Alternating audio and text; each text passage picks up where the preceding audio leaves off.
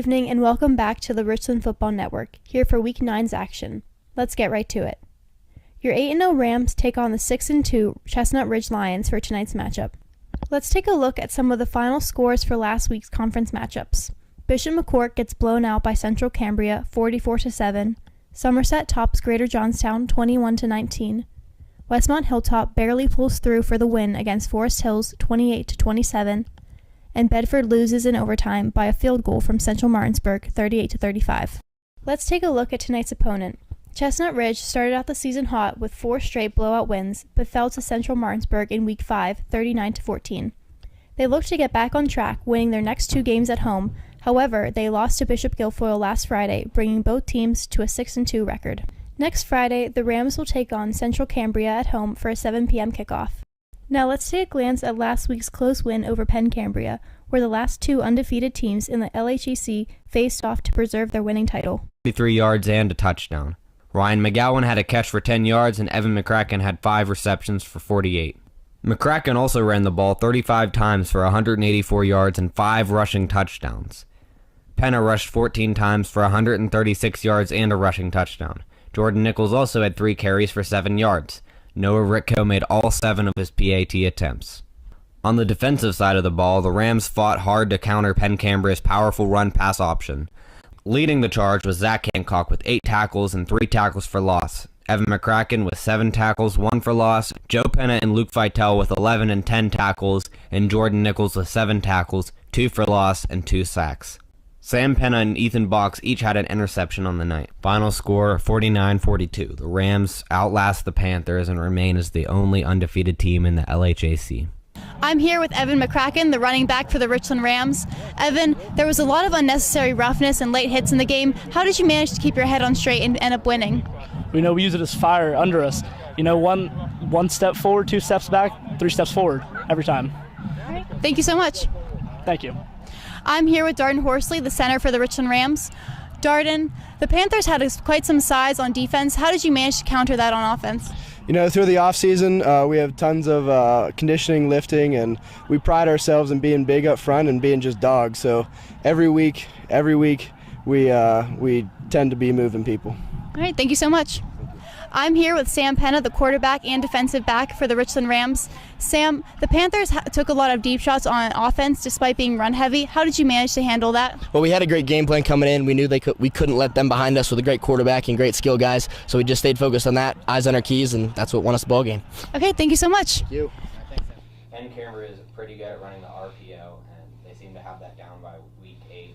How did you come into the game to counter that? Yeah, Coach Felix does a phenomenal job with their offense. We respect their staff a lot, and Gerald Harold runs the RPO very well, the run pass option.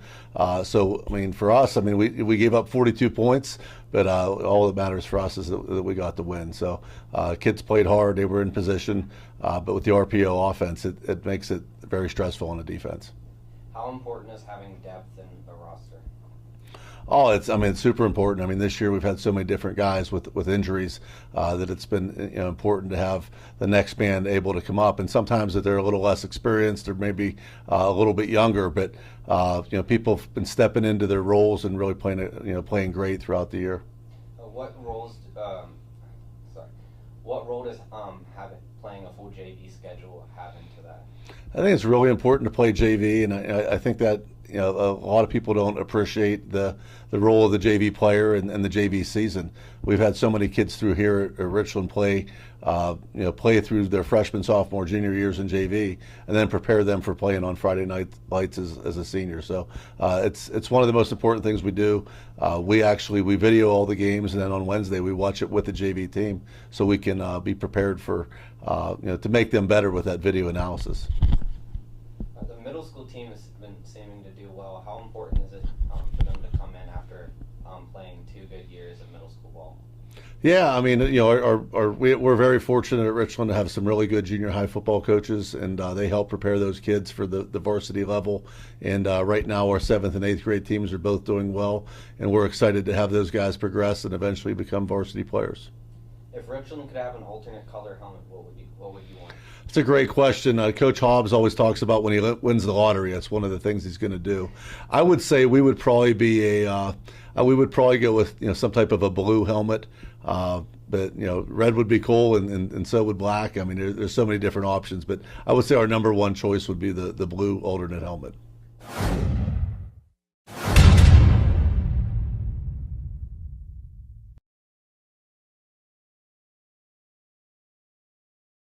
The worst driver is Easton because he can't see over the wheel.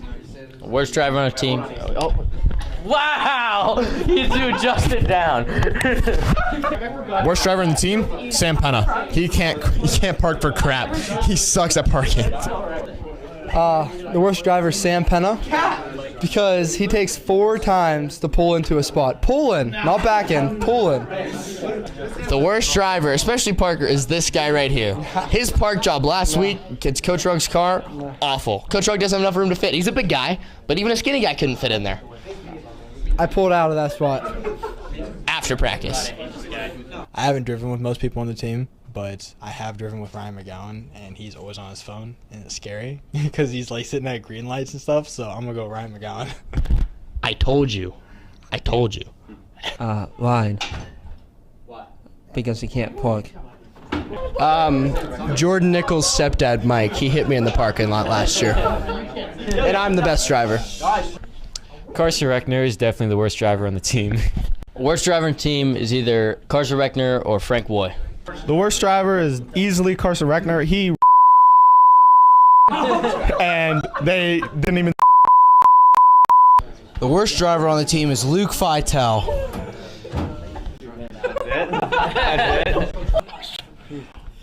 Worst driver on the team by far is this guy right here. Why? Sucks. Why? Because there have been some. It happened once. The worst driver on the team is Declan because he drives like a maniac, and the only reason he can park because the backup camera. Worst driver on the team, Hayden Lucas. I have to ride with him every day, and I fear for my life. It's scary. Worst driver on the team, Frank. Frank Woy. Frank Woy. Frank Woy. He flies. He drives with his music on full blast. He doesn't know how to drive. I don't know how he got his license. And his seatbelts don't work. And he drives like a maniac. I don't want to be on the road with him. That was planned. Hi, my name is Jake Regan. I play for the 7th grade junior high football team. Here's a word from our sponsors. Go Rams! Precious Metals and Diamonds Company, Chan Soon Shang Medical Center, Cardolino Eye Care, FWF Insurance Agency, Pinnacle Chiropractic, Rizzo's, EcoSafe Sanitizing, Sporting Goods Discounters, Johnstown Construction, Flair of Country Catering, Dean Jordan Tire and Service, FX Screen Printing and Embroidery, The Fifth, Laurel Auto Group, RPM Signs, Senator Wayne Langerholk, Advantage Auto, Mihalco's, Ed DiMartino DDS, Advanced Office System Market Basket, Ashbro Decorative Landscaping and Curbing, Vantage Physical Therapy, Roof Rejov, and Ideal Market. Again, thank you to our 2022 Richland football sponsors. This production could not be done without you all.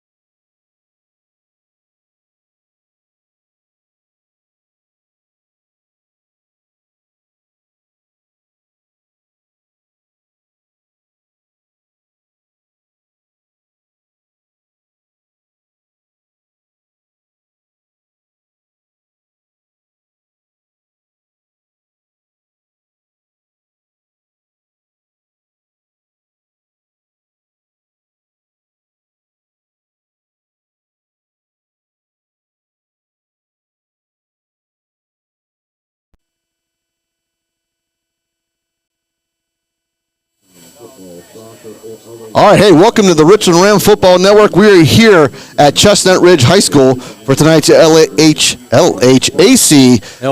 It could be a championship game tonight, Fred, as Richland has the opportunity to go ahead and win the Laurel Highlands Conference tonight right here on the Chestnut Ridge field. Last time we were here, Fred, unfortunately, you were not here. It was the Mud Bowl, and tonight we have very opposite conditions. It is beautiful. I had very nice remembrances of the Mud Bowl.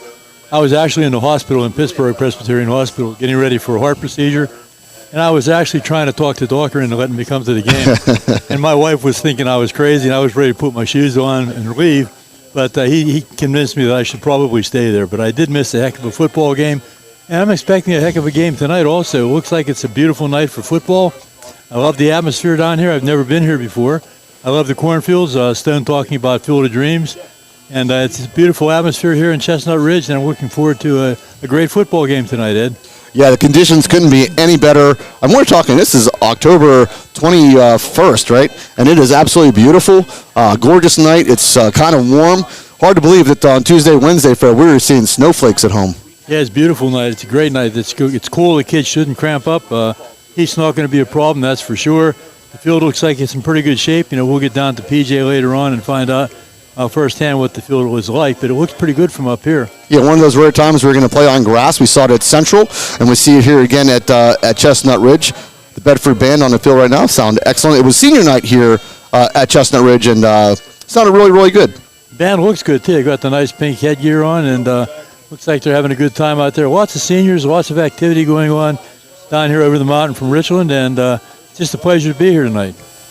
Yeah, so we'll get a little bit into tonight's stats here as Richland 8-0, Chestnut Ridge is 6-2, just coming off a tough loss against Bishop Guilfoyle, which I think was pretty much of a good ball game, Fred, until late in the second half when Bishop Guilfoyle took charge and put that game away. But this is a team that Richland cannot take lightly. This is a good football team here at Chestnut Ridge. They're a very good team. They lost to Penn Cambria and Guilfoyle, and we have Bedford as another strong team in the conference. Central is another strong team. I think the conference this year at overall is better than it's been in the last couple of years. And, of course, Richland not being undefeated, you know, you have to think it might be a little bit of a surprise, you know, that they're undefeated at this point in time. But, you know, not really. This team is resilient, and they find a way to win, and that's what I like about them. You know, I really respected last week's game. Penn Cambria, the kids from Penn Cambria from Crescent, they just kept coming back and fighting, and our kids would come back and fight, and they'd come back and fight, our kids would fight. What a great atmosphere, what a great game. And these kids put on a heck of a show, that's for sure. Yeah, no doubt. And the big part of that, let's face it, the running of Evan McCracken. And I think, personally, the biggest thing, which I know PJ alluded to it at one point during the season, it was a little bit earlier, but Sam Penna running the football. I tell you what, since Sam Penna's been running the football more, it has seemed to open up everything a little bit more, and Richland really getting some traction on the ground. They're able to just ground and pound and really wear teams out. Right, Richland has done a tremendous job rushing the football. In fact, this year, believe it or not, for the first time I can remember in a long time, Ed, we have more yards rushing than we do passing tonight. Going into tonight's game, we have more yards rushing than we do passing. We do have a nice rundown on a couple of these teams also. And you know what I'm going to do? We're going to let Stone take over here. He's our statistician. He's our statistician and producer. So we're going to let Stone run this down. So welcome Stone Mangus just in a second. We're switching headsets. So, Stone, welcome to the Richland Ram Football Network. You are the producer, and everybody gets to hear your voice. But you do the stats. We can't thank you enough. If you want to go ahead and run down some stuff, I'm going to talk to PJ for a sec. Oh, you go ahead.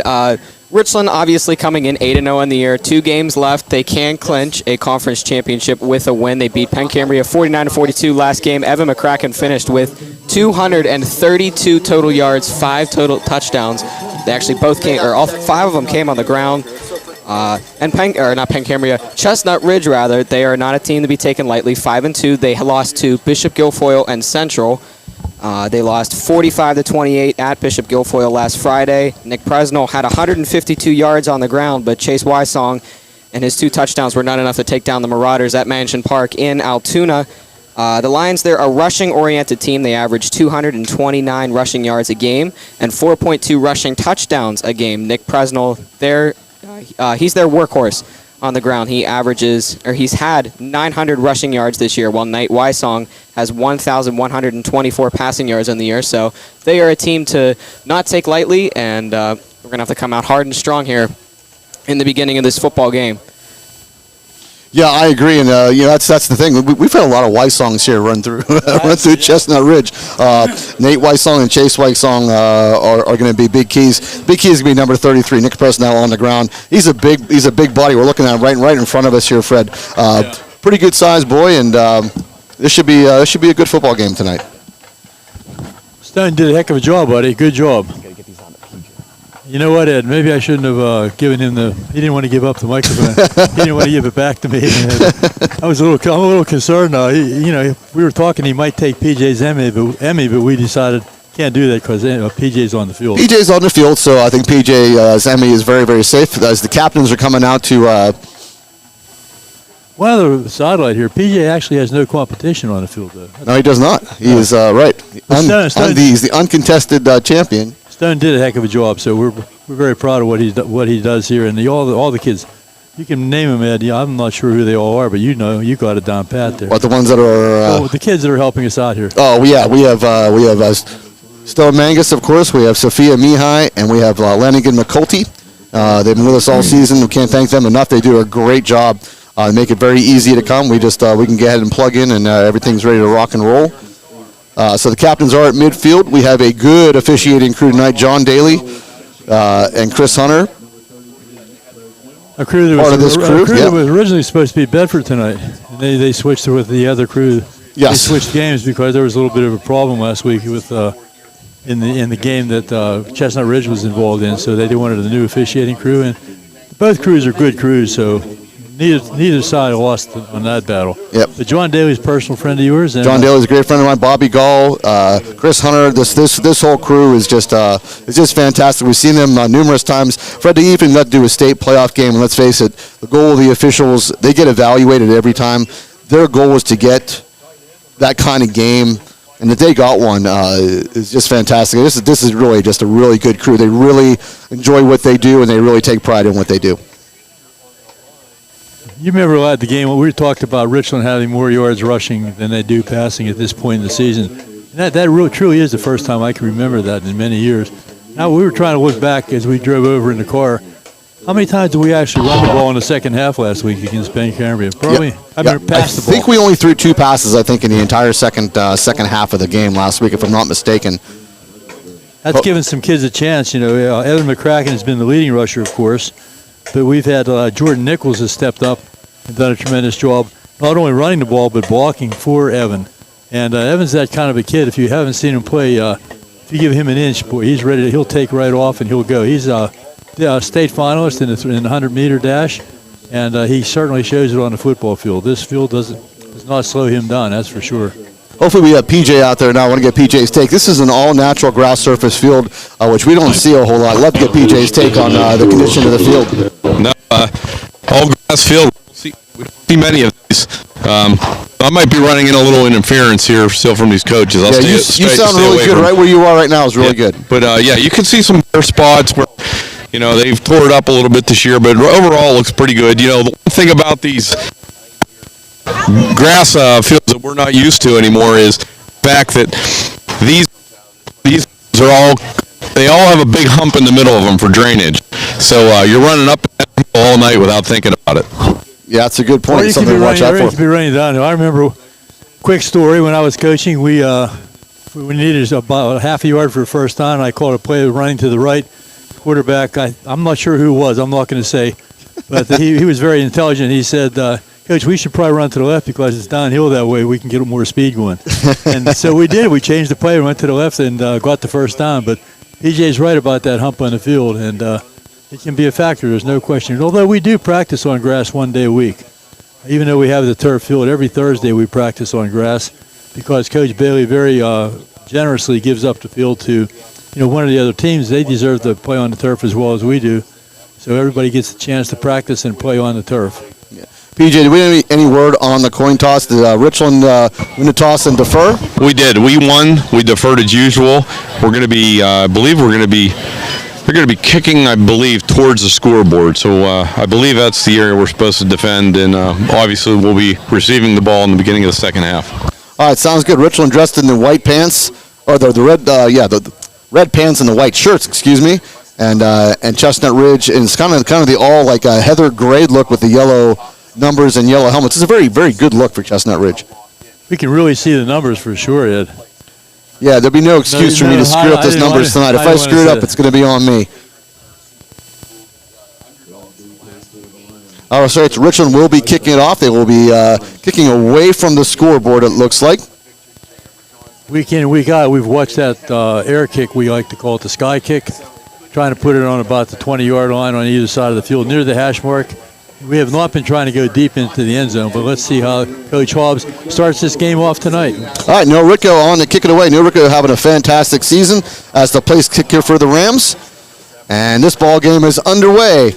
Ball will be kicked about the 15-yard line.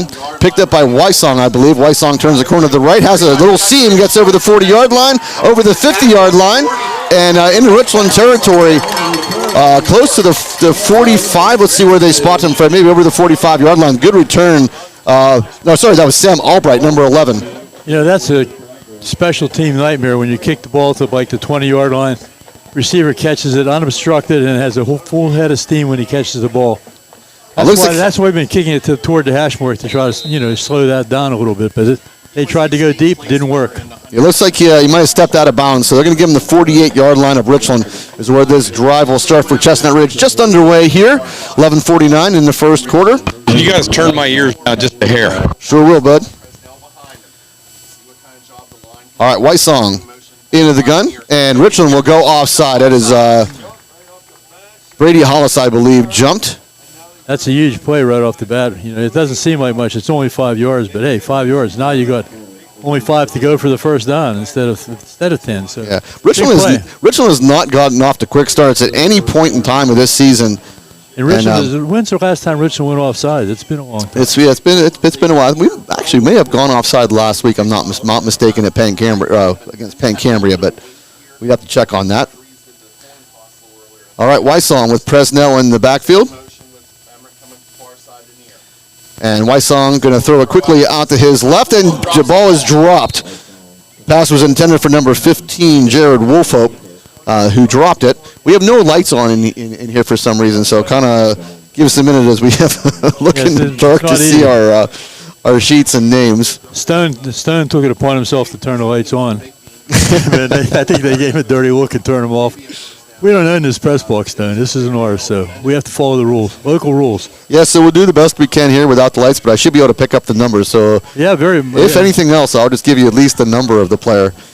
So 2nd down and 5 upcoming for Chestnut Ridge after the incomplete pass. Wysong back into the gun. Wysong going to keep it himself. Goes off a left tackle, tries to turn a corner, and he's not. He's going to get over the 40-yard line. That's about it. Brought down at about the 39-yard line. Joe Penna on the bottom of that pile. That's the play that fooled us last week, Ed, where the fullback and the quarterback mesh. It looks like he gives it to the fullback. He pulls it out and goes for the corner. He tries to get to the edge if he can, but we talked about that. You have to have a key, somebody keying the quarterback all the time. And it fooled us a couple times, which is hard to believe that you and I could be fooled. I know. It'll bring up a 3rd down and 1. Ball spotted at the 39-yard line of Richland after a good kick return by Sam Albright. And an offside play on the very first possession here. 3rd down and 1. And a pitch out to Presnell. Presnell will have enough for the first down as he dives close to the 30-yard line. That option has to be covered. Somebody has to have the pitch man. Somebody has to have the fullback. Somebody has to have the quarterback. It's all discipline, and that time they pulled it off. Just Ridge looked pretty good on that play, Ed. Yep, get to the 31-yard line of Richland. 1st down and 10. And again, Richland has not been off to any fast starts at all this year. So we'll see if they can get a stop here on this possession. Down to 10:52 remaining in the first quarter. Wysong hands off to Presnell. Presnell goes right side. Presnell still pushing forward before he's brought down over the 20-yard line. Good hard running by Nick Presnell. Good hard, nothing fancy about that. Just give it to the fullback and let him go. Yeah, he went up the middle, made a little turn to the right, and carried a lot of bodies. So the ball to the Richland 19-yard line. This drive started at the Richland 48. Started with a good kickoff return and a penalty. That was not a very good beginning. All right, looks like we're going to go in the pistol formation here. Presnell is your backer. Wysong. Yes, Chestnut. Wysong. I think it's going to be a little false start here on Chestnut Ridge. I think we had some motion. Yeah, there's a false start on Chestnut Ridge. We're okay. Got a little spaghetti going down here, Ed, that's all. Yeah, we go. Cords all over the place. We're kind of in very tight quarters again tonight here in the press box at Chestnut Ridge. We're with the radio crew from Star here, right next to us. They were here. They were at Richland a couple weeks. Yeah, it's a really good crew. I really like these guys. I've been with them over the years a couple of times. All right, first down and 15 now. Ball at the 24-yard line of Richland. Pistol formation once again as Wysong will roll out to his left. Wysong going to throw it, and gets tipped by the intended receiver. That was dangerous. That was Sam Albright. Went off his hands and stayed in the air a little bit long, but no Richland player was around to pick it off, so it'll fall incomplete and bring up second down and 15. He was very close to going beyond the line of scrimmage, in my estimate. He didn't. I'm sure he did not. This crew would have picked it up. But that happens sometimes. The quarterback doesn't realize where he is. He gets beyond the line of scrimmage, and it becomes an illegal pass. All right, second down and 15. They'll stay in the pistol formation with Presnell as your running back.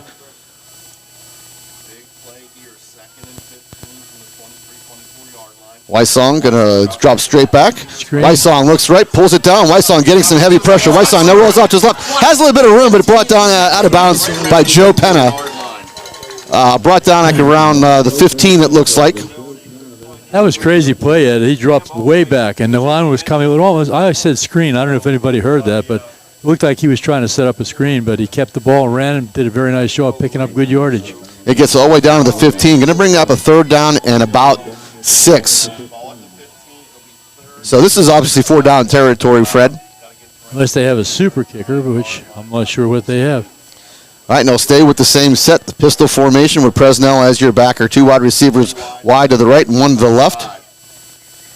One will go in motion to the left as Wysong rolls out to his left. Wysong getting heavy pressure again, and this time he's going to go down. No, Joe Pettit could not wrap up, and Wysong going to throw it away, but there's nobody out there. This should be an intentional grounding. There was no wide receiver anywhere in that general area. We'll see if the flag comes out.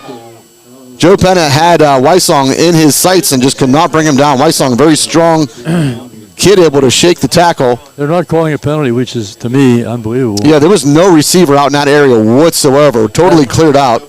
That's a massive penalty. Did they take that penalty from the spot where he threw the ball? That's what I'm not sure. In high school football, I'm not sure. That's a major, major penalty. I can't believe they didn't call something. But anyway, 4th down and 6 upcoming now. Richland put heavy pressure on Wysong.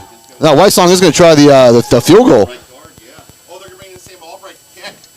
Albright, Albright doing the kicking duties. The kick is going to be up, and the kick is no good. So it was a 32-yard attempt. Had the distance, Ed. It did. Albright had a big leg.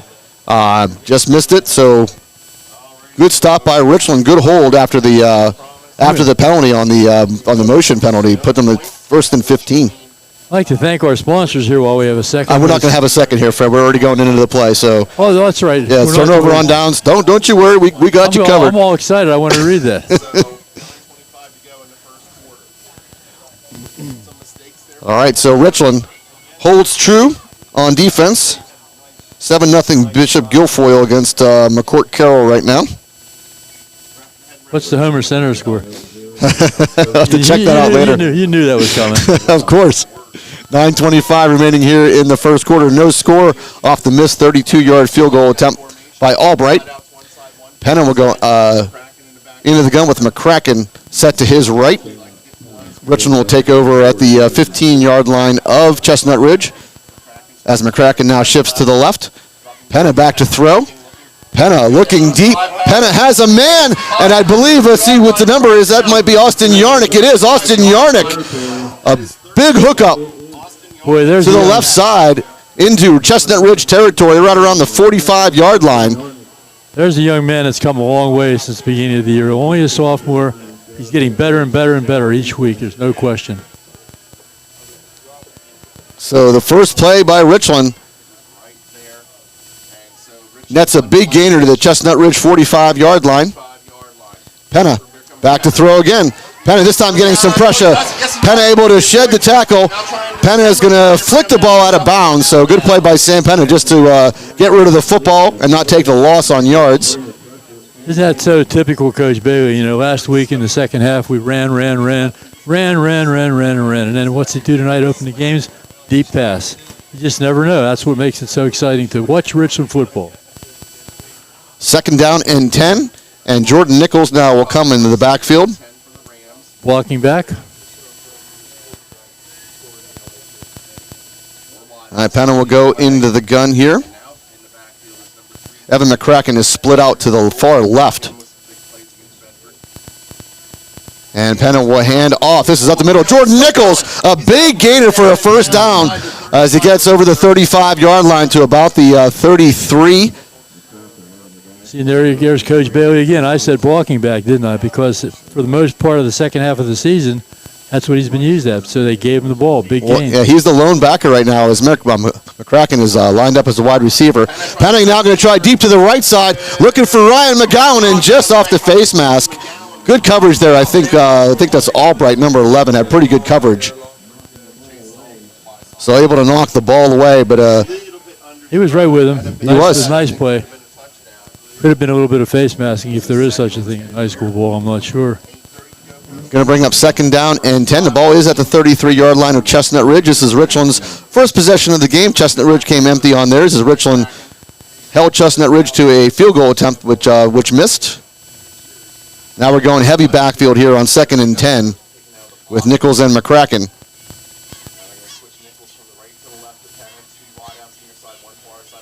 McCracken goes out to the right, but this is going to be Nichols straight up the gut. And Nichols will come short of the 25, Fred. It'll be probably a third down and about 1, it looks like. We talked about Austin Yarnick becoming more and more familiar with his wideout position. The more he plays, the more Nichols plays, he's getting better every week running the football, isn't he, Ed? Absolutely. All right, third down and 1. There was the freeze play. Yeah, Chestnut Ridge did not bite. McCracken is the only backer now in the backfield. Sets himself to the left of Penna. And Penna going to hand this off to McCracken. McCracken picks his way. Has enough for the first down. So first down. Richland good hard running again by Evan McCracken. As we're going to go here. Clock down to 7:50 in the first quarter. It'll be Evan McCracken takes a big hard hit as it came around. That's Nick Presnell. Lowered his shoulder right into Evan McCracken after a short gain. Evan can take it. He's a tough young man. If you ever saw him in the weight room, he's a very solid, very impressive young athlete. Richland running some bodies onto the field now as we substitute quite a bit here, which I think is one of the strengths of the Richland Rams is we do a lot of substituting.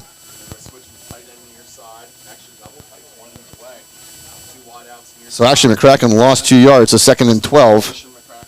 And this is McCracken again, goes off left side. McCracken gets to the corner and picks up a few yards.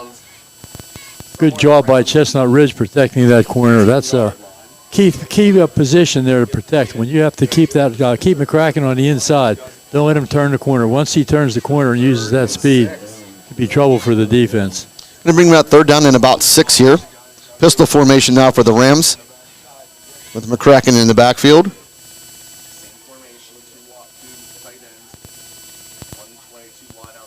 Penna hands off to McCracken. McCracken goes right side this time. McCracken tries to stiff arm and gets to about the 15-yard line, Fred, and is taken down. So short of the first down. Fourth down. Going to bring up fourth down. Big play. Obviously big play.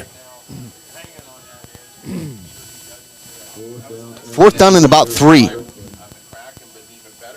We've been averaging over 4 yards a rush, so it's, theoretically we should make it. Theoretically. Yeah. Empty backfield here now for Penna. It's down to 6 minutes remaining in the first quarter. Quarterback draw, perhaps.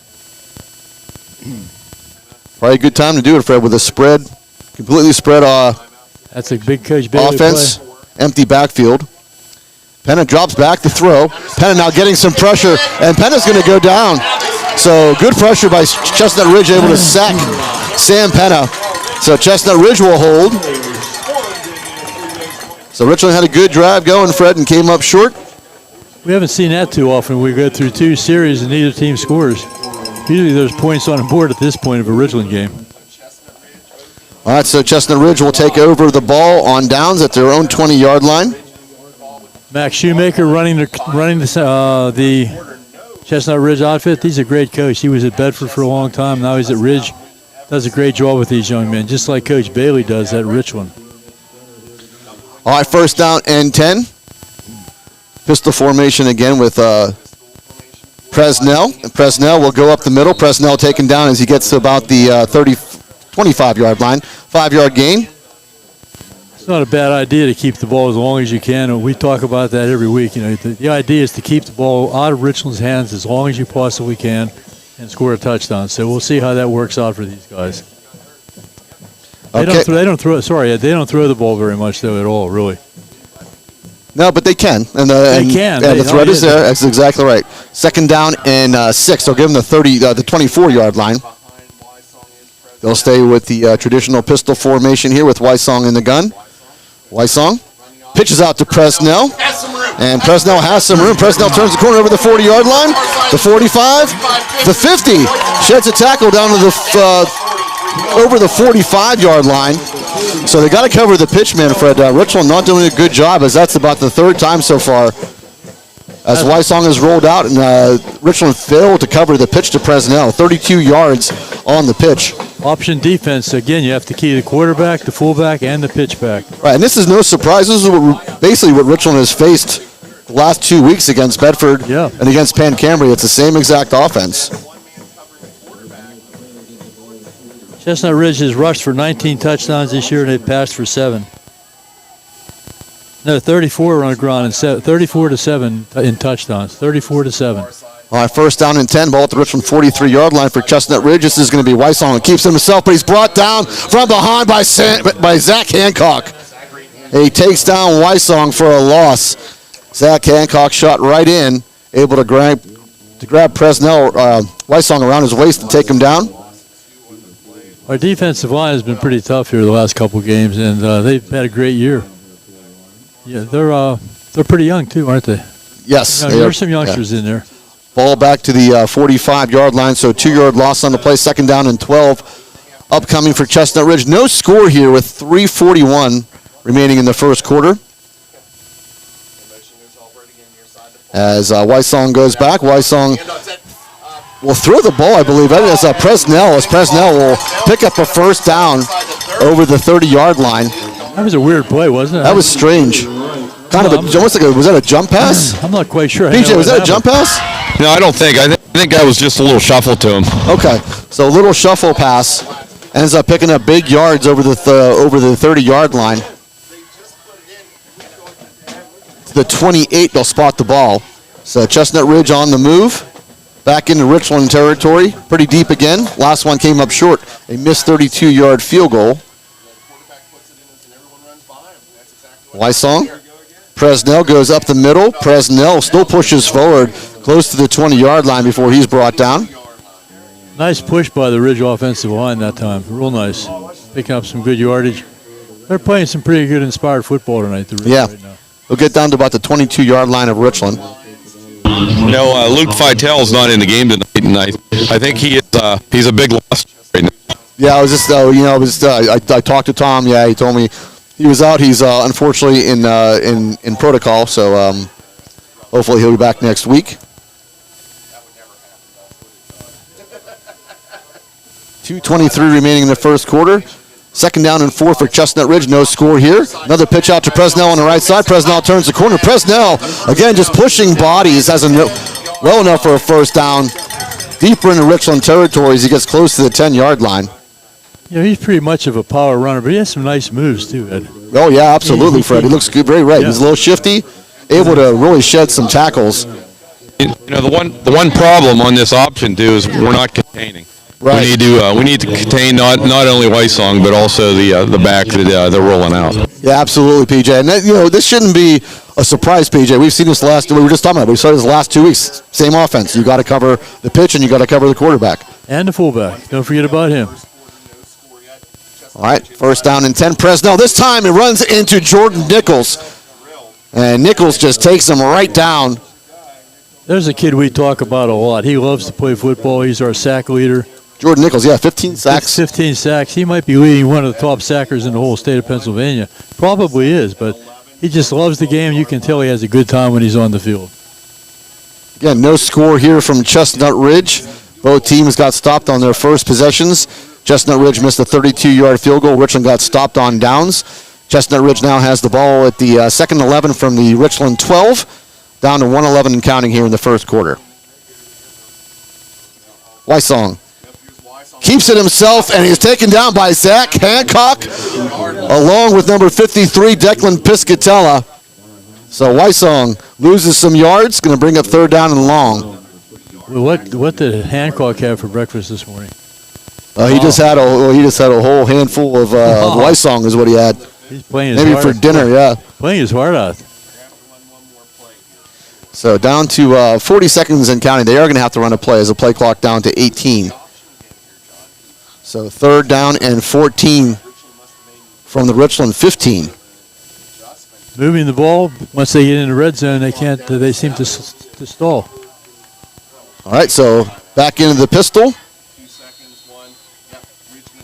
And Chestnut Ridge is going to take a timeout with 20 seconds remaining in the first quarter. So we'll get a rundown of sponsors real quick because we have something special to do in between the first and second quarter. So thank you to First Summit Bank, Best Window, Chansun Chong Medical Center, Ponchione Financial Group, Advanced Office Systems, Cardolino Eye Care, FWF and Erie Insurance Provider, Pinnacle Chiropractic Spine and Sports, Nico's Restaurant, Rizzo's Italian Restaurant, Dean Jordan Goodyear Tires, Johnstown Construction, Sporting Goods Discounters, Flair of Country Catering, The Fifth Bar and Grill, DB Homes, FX Screen Printing, Slovenian Savings and Loan, Laurel Auto Group, Precious Metals and Diamond Company, Beauty Lawn, Dr. Edward L. DiMartino, DMD, Mahalco's General Contracting, Inc., State Senator Wayne Langerholtz, Memorial Chevrolet, RPM Signs, Advantage Auto Service, Ashbro Landscape Curbing, Roof Rejuve, Vantage Physical Therapy, Asiago's Restaurant, Tap 814 Bar and Grill,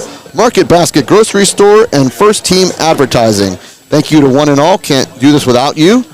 Also can't do it without our students, Stone Mangus, Sophia Mihai, and Lanigan McCulty. They did a great job. We're really happy to be working for them. We are their workers. We're working for them. That's a good thing. You did a nice job on those ads. I thought I was going to get to do it, though. Next time it's yours. Okay. I'll take it the first time through, and then we'll head to you next time. A big surprise between periods, though. All right, third and 14 upcoming from the Richland 15-yard line. Weissong fakes to Presnell. Big rush again. They try a little screen over the middle. Has it. As they are down to a ball. It's a touchdown. So the screen pass worked. They threw almost a center screen. Jeb Emmerich on the reception, able to take it into the Richland end zone. You know, I don't have the greatest view here, but what happened? They faked. They faked the handoff to Presnell. Ball was held by Weissong. Weissong just threw it out like a little screen, almost like a middle screen Fred down the field, and there was Emmerich. Emmerich able to take it to the right side of the end zone. So Chestnut Ridge goes on the board here first, which is not new for the Richland squad this year.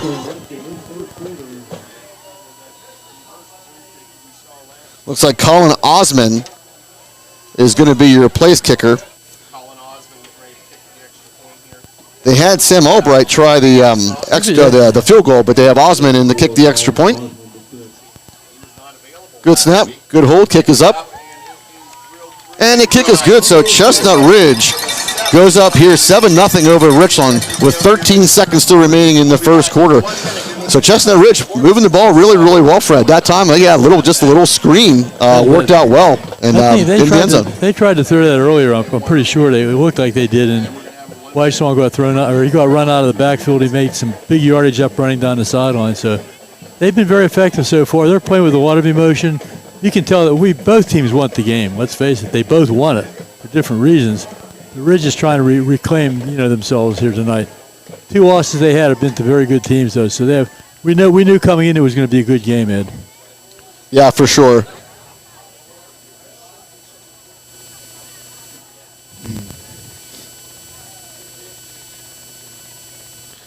All right, so Richland got to have an answer here. They had a good drive going, Fred, the last time, installed as we got inside the 20-yard line of Chestnut Ridge. And Chestnut Ridge came up really big, made some really big stops, took Richland down for a couple of losses, and Richland goes out on downs.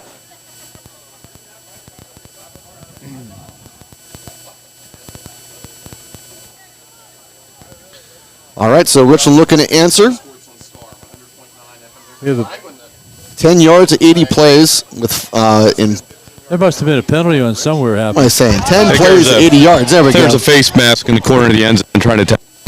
See, we missed Very incidental. We missed it altogether, though. There was a 50, or I guess it's a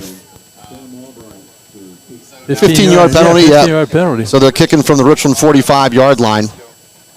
And this is Albright. And Albright going to kick this deep, and it will go out of the end zone. So touchback. That's a great thing for a special teams coach. No return, ball on a 20, 80-yard drive to score.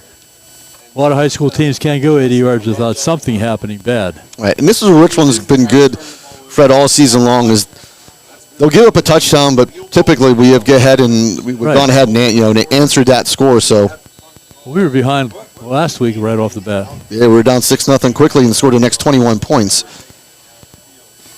All right, so Penna, second possession here for Richland. So the first one went all the way to the 20-yard line to the other 20-yard line before Richland lost the yards on some nice defensive play by Chestnut Ridge and went down on downs. And this is McCracken who bounces his way over the 25-yard line. Good pickup on first down, and that should be the end of the first quarter. So your score here from Chestnut Ridge 7, Richland 0. And you have a big surprise. Yep, this is a big surprise and something that really... Maybe not a surprise, big announcement, though. It's a big announcement, and it's important. It's important. Right, this is huge. This is why we have the type of program we have. I just have to pull it up here. So just give me a minute. Fred, if you want to run down the sponsors real quick, I'll pull this up as you No, we have the people all waiting for this announcement. You want me to read? Well, I got to find it. Oh, here it is. I got it now. Okay. So we want to say that the Richland Rocket program, which is just huge, we want to give a big shout out to all those kids and all those coaches. We have Coach Andy Krutu has his 6th graders at 4-2 on the year. Tim Regan has his 5th grade team at 5-0 on the year. Russ Moore has his 4th graders at 4-2 on the year. And Dave Pribish has his 3rd graders at 3-2 on the year. So all good play by the Richland Rockets.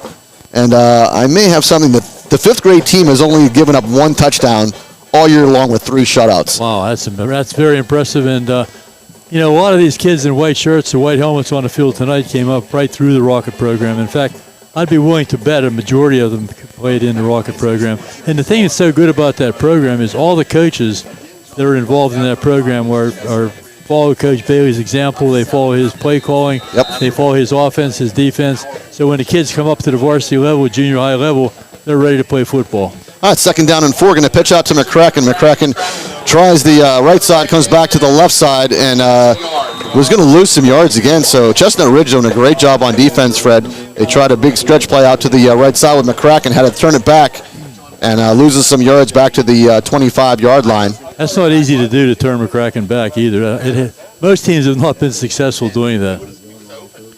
All right, so 3rd down and 5 after the yard loss. Jordan Nichols now in the backfield, along with McCracken. There was a freeze that did not work. Another freeze, Ed. Yeah, it's the 2nd time they tried. 2nd time it has not worked. So a big 3rd down and 5 upcoming for the Rams as they trail here 7-0, just underway here in the 2nd quarter.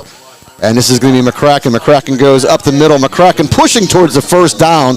We'll see where they spot it, Fred. It may just be just a little bit short. So, PJ, you're Coach Bailey. You going here. You're just short of the 30-yard line.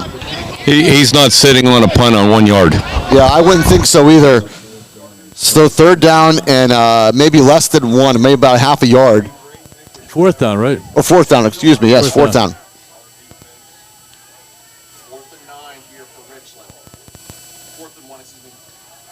All right, so an empty backfield here for Penna. They'll put McCracken in motion, and Penna will keep it himself. Penna has the first down and more as Penna is sprinting. He's got the 50, the 45, the 40 before he's pushed out of bounds by Emmerich.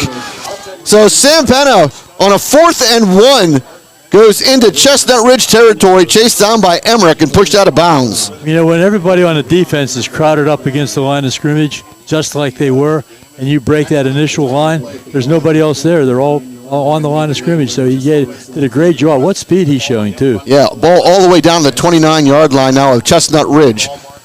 Your score is 7-0 Chestnut Ridge over Richland. This is going to be McCracken out to the left side, trying to find a space. He finds a little seam and cuts it back as now McCracken has a big first down, taken down over the 10-yard line. Not sure if there's a fumble on the play. I don't think they're signaling anything. The ball came out, but McCracken got down on it. All right, so McCracken able to recover his own fumble. Oh, they called a holding on Richland anyway, so holding call on Richland coming back. It was an obvious one. Whoever the end out here on the side was getting mugged. The holding took place right on the corner when McCracken turned the corner. Yeah, he was looking for some space to run to try to make a cutback. Found that space, but that's because of the hold on Richland. According to the press box scuttlebutt up here, it was an obvious hold, but I was just more following Evan McCracken. I don't know if I agree with the obvious, but it was there. I mean, like we said earlier, it's a good crew. It is, and hopefully Jack and Janice Daly are listening, as they usually do from their home in Wimber. So first down and 18 now as Penna rolls out to his right, looking for somebody down the field. Penna stops, keeps it. Penna we brought down again, so Chestnut Ridge brings Penna down for a sack. Looked to me like he could have run the ball once he started going toward our sideline. It looked like he had a lot of room to run, but he decided he wanted to throw it, and he did. I'm not going to question his judgment. He's had such a great year. But once again, Richland shooting themselves in the foot, Fred. They started this drive at their own 20-yard line as they did the first drive. They got down deep, and holding call brings it all the way back here. Now they find themselves in a 2nd and 18 at the Chestnut Ridge 37-yard line. We always talk about the importance of not committing penalties, and it's pretty obvious right now. Going heavy backfield again, once again with Jordan Nichols and McCracken. This is McCracken. McCracken gets hit as he crossed the 35-yard line. It's going to bring up 3rd down and very long.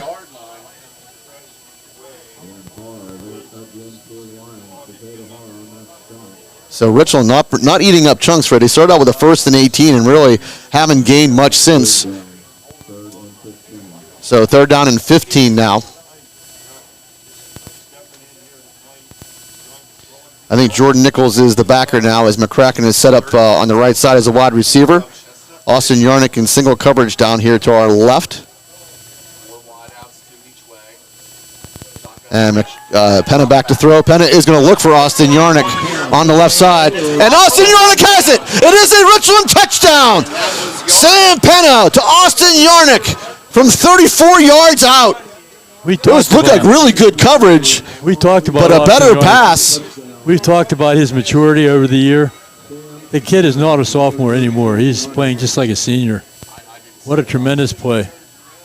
So Richland able to answer just what they had to do as Chestnut Ridge went down the field on their second possession and put it in the end zone. Richland does the same.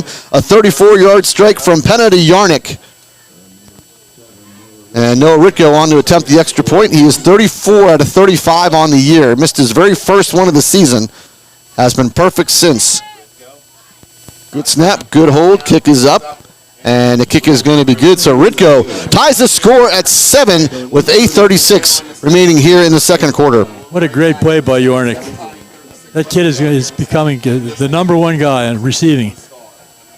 Yeah, I saw he had the one-on-one coverage right down here, and that's the way Penna went. And it looks like it was really good coverage. Speaking of receivers, one of our top receivers, Graydon Lewis, who has been out for the whole year. He had a knee injury early in the year. That was at the Central game, I believe, game that I was not at. Actually, got a commitment today, or he committed himself to St. Francis University, and he'll be part of the Red Flash next fall. So we want to congratulate Graydon over the airways here and wish him the best of luck. And we know he's going to have a tremendous career up at it's a good school too, good football school, good academic school. So good job, Graydon. And think about it, Fred. We have a couple of players Well, we have one player there now from Bedford last year, as we have Mercury Swaim at St. Francis, and I believe that's maybe where Garrett Harold, maybe, from Penn Cambria is going to go. You'll have Graydon Lewis, Garrett Harold, and Mercury Swaim. Well, I think St. Francis would like to keep more local kids. Well, sure you do. They have to be good players. They're not going to keep them just because they're local.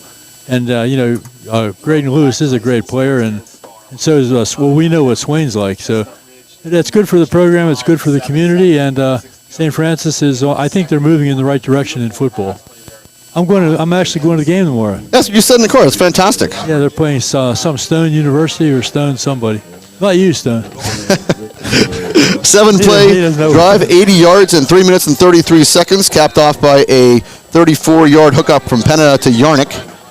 And they overcame a holding call. All right, Noah Ricco on to kick it away. First one didn't work out so well as Chestnut Ridge had a big return. This ball is on the ground, but I think Chestnut Ridge able to jump back on it. There's that kick that we keep talking about, the sky kick. And it worked out great. It worked out great for them. Chase, right? Yeah. Chase Weissong tried to pick it up, Fred, on the return and dropped it, but was able to jump back on it himself. Well, this is the kind of game we expected, Ed. High scoring, a lot of action, and we've seen a lot of action so far. Richland's going to have to cover these little pitch plays a little bit better than what they had so far. And they'll stick with their typical pistol formation. Chestnut Ridge goes into the gun here, 1st and 10 from their own 31-yard line. 8:35 remaining in the second quarter, 7-7 ball game. This is Presnell on the pitch again, and once again, Fred, Presnell picks up huge yards of first down. So Richland not doing a good job on covering that pitch play as it goes to the 44-yard line of Ridge. So a 13-yard pickup on first down. Well, you can count on Coach Max Shoemaker. It's almost like our secondary backs are moving up the line, playing them tight. The receivers, those receivers are literally, I believe, holding our ends. I mean, our corners can't break free of them to get that pitch player either. Something to watch out for sure, Fred. That doesn't sound fair. All right, first down and 10. Albright goes in motion as Weissong back to throw, getting some pressure. Screenplay again.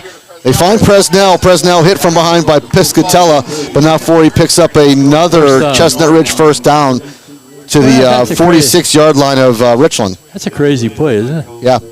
It's worked out well for them so far tonight. Doing a good job with it. Yeah, they've done a very good job, but it looks dangerous to me. Looks like it could be picked off at any moment. Yep.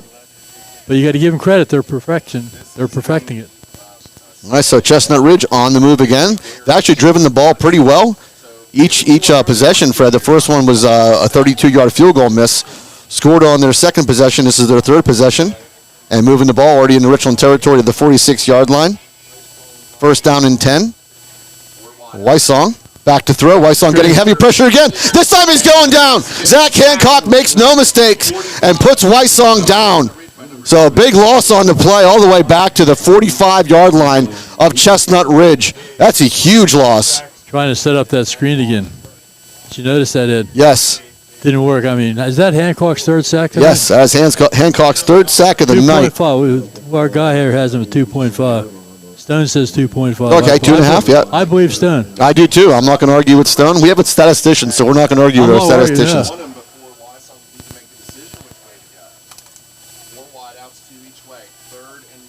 All right, third down and 9. Weissong back to throw. Weissong looks to the right side, has a man. That is Emmerich.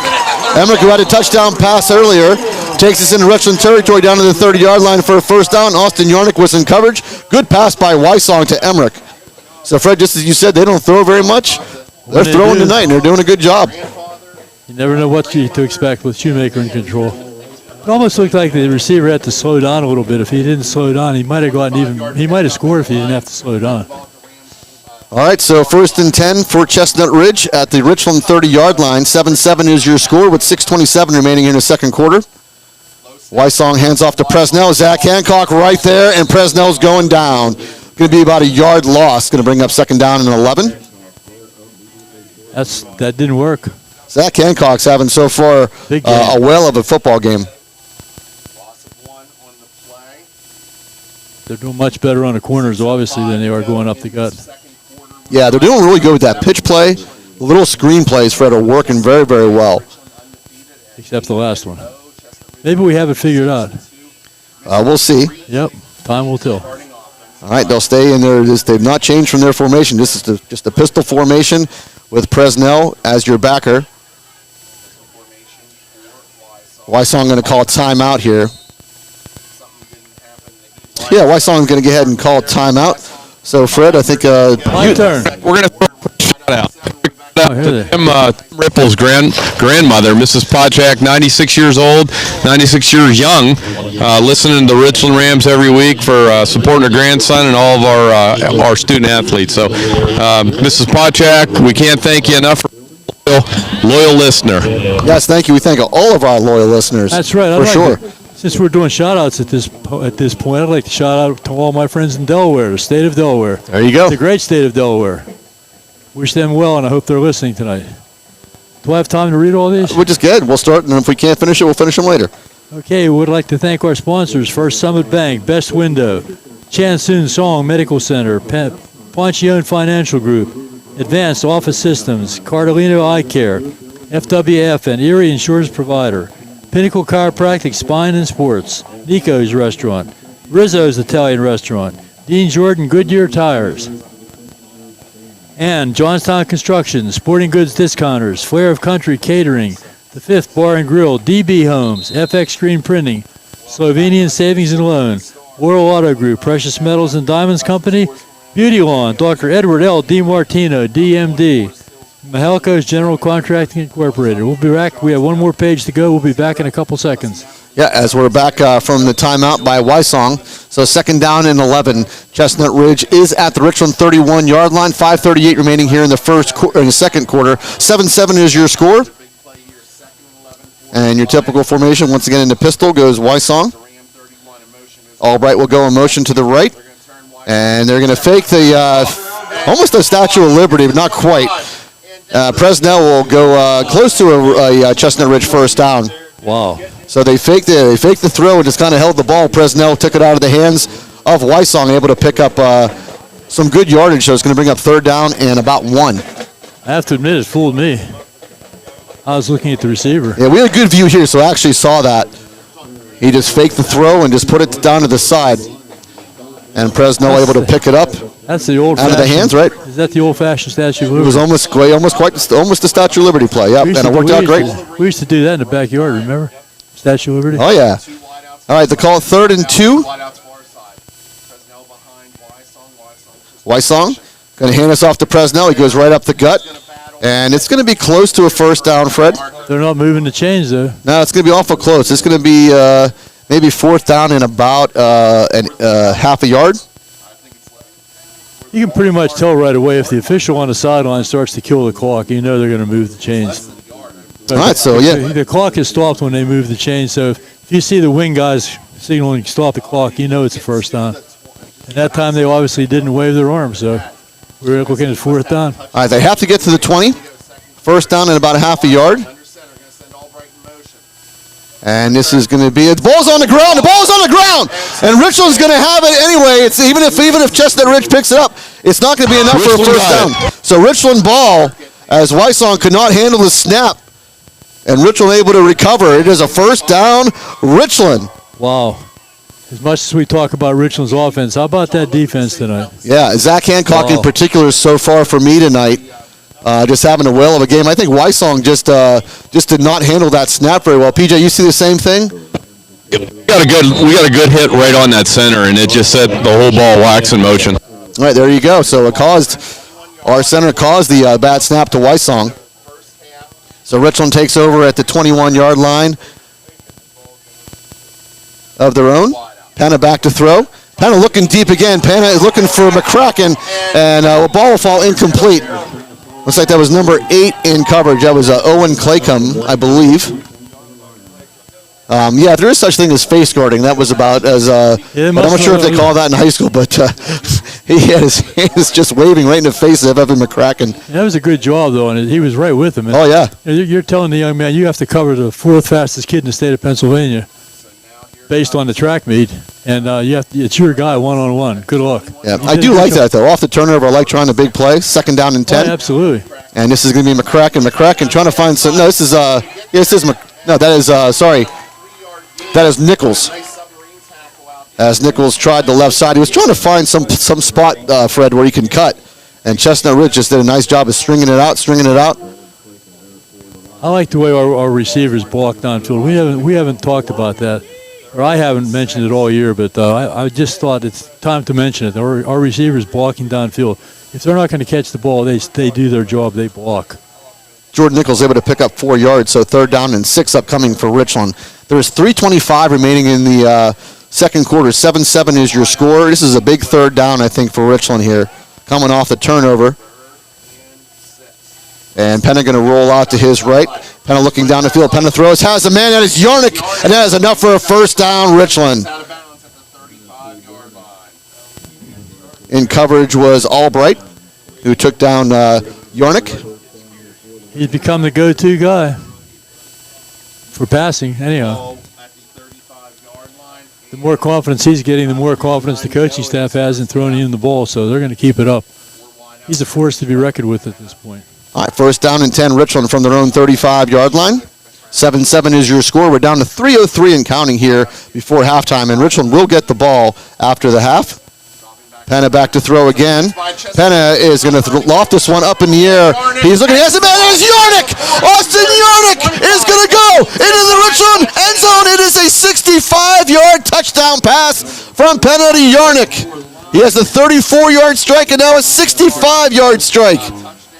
I'm going to say it again. He is becoming the man. You put that ball way up in the air for Yarnick to run underneath it, and he got it, and it is a Richland touchdown.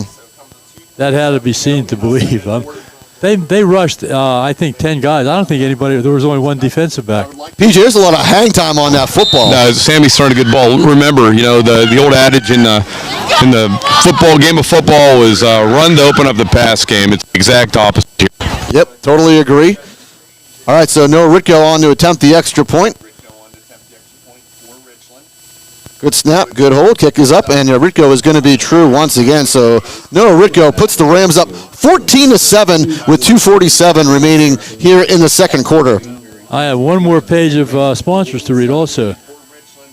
State Senator Wayne Langerholk, Memorial Chevrolet, RPM Signs, Advantage Auto Service, Ashbro Landscaping Catering, Carving, not catering.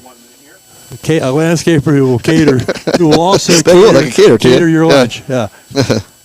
Ashbro Landscape Curbing, Roof Rejuve, Vantage Physical Therapy, Asiago's Restaurant, Tap 814 Bar and Grill. I'm laughing at my own joke.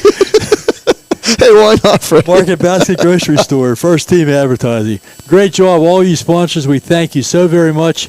You're all good people, and we do want everyone in the community to support our sponsors, and if you still want to get on board, there's time. Just call PJ at Precious Metals. Yeah, remember, we still got a game left in regular season, and we're going to have the playoff run, which hopefully will go very deep again for Richland this year. So that was a 5-play, 79-yard drive in 1:20.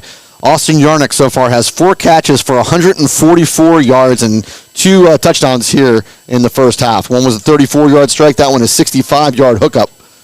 You might have mentioned this once before, but when I was the head coach, I had a young man named Kevin D'Ambrosio who came on board as a sophomore, ended up playing for Bucknell, Lehigh. He played for Lehigh. But he was the same kind of a guy. He came in as a sophomore, made an impression, and got better and better and better and better until he played major college football.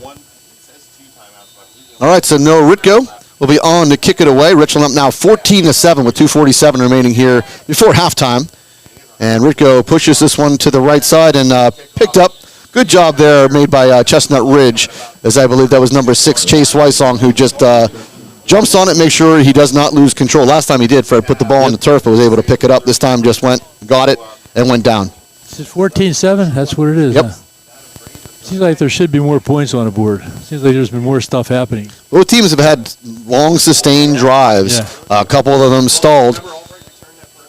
Richland able to convert on their last 2. Chestnut Ridge fumbled the ball the last time as they were deep into Richland territory. Had a 4th and about a half a yard and fumbled the football, and Richland picked it up. So Chestnut Ridge will take over 1st and 10 from their own 33-yard line. They have 2 minutes and 47 seconds before the half, and they're down 14-7. Wysong back to throw. Wysong getting heavy pressure, and he's going down. And that is going to be Jordan Nichols, I believe. Yes, Jordan Nichols now with another sack. He came in tonight with 15. He has 16 now. Well, I think at half, he might have a half too. Stone will have that information for you. Is that his first one, Stone? First one tonight. Yeah, Zach Hancock has 2.5 tonight. And now Jordan Nichols with a sack. There somewhere. So big loss on the play. Second down and 22 upcoming.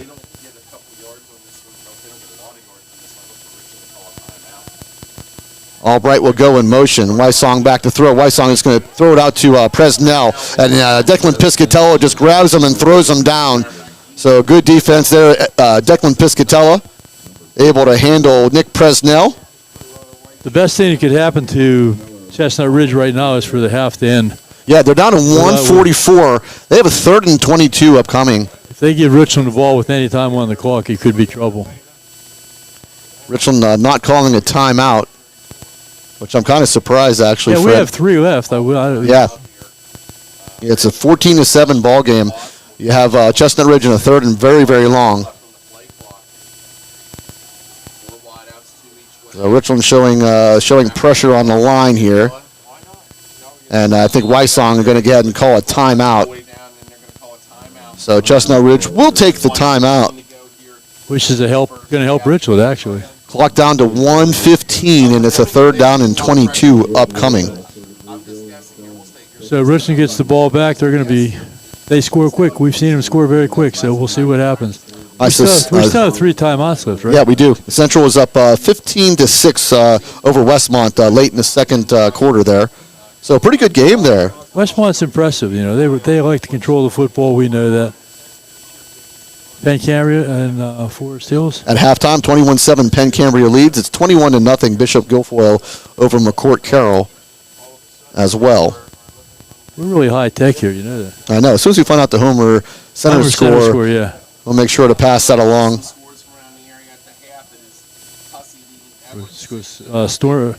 Stone's on it. He is. He's fantastic. He's on it. We just ask and Stone delivers. It's fantastic.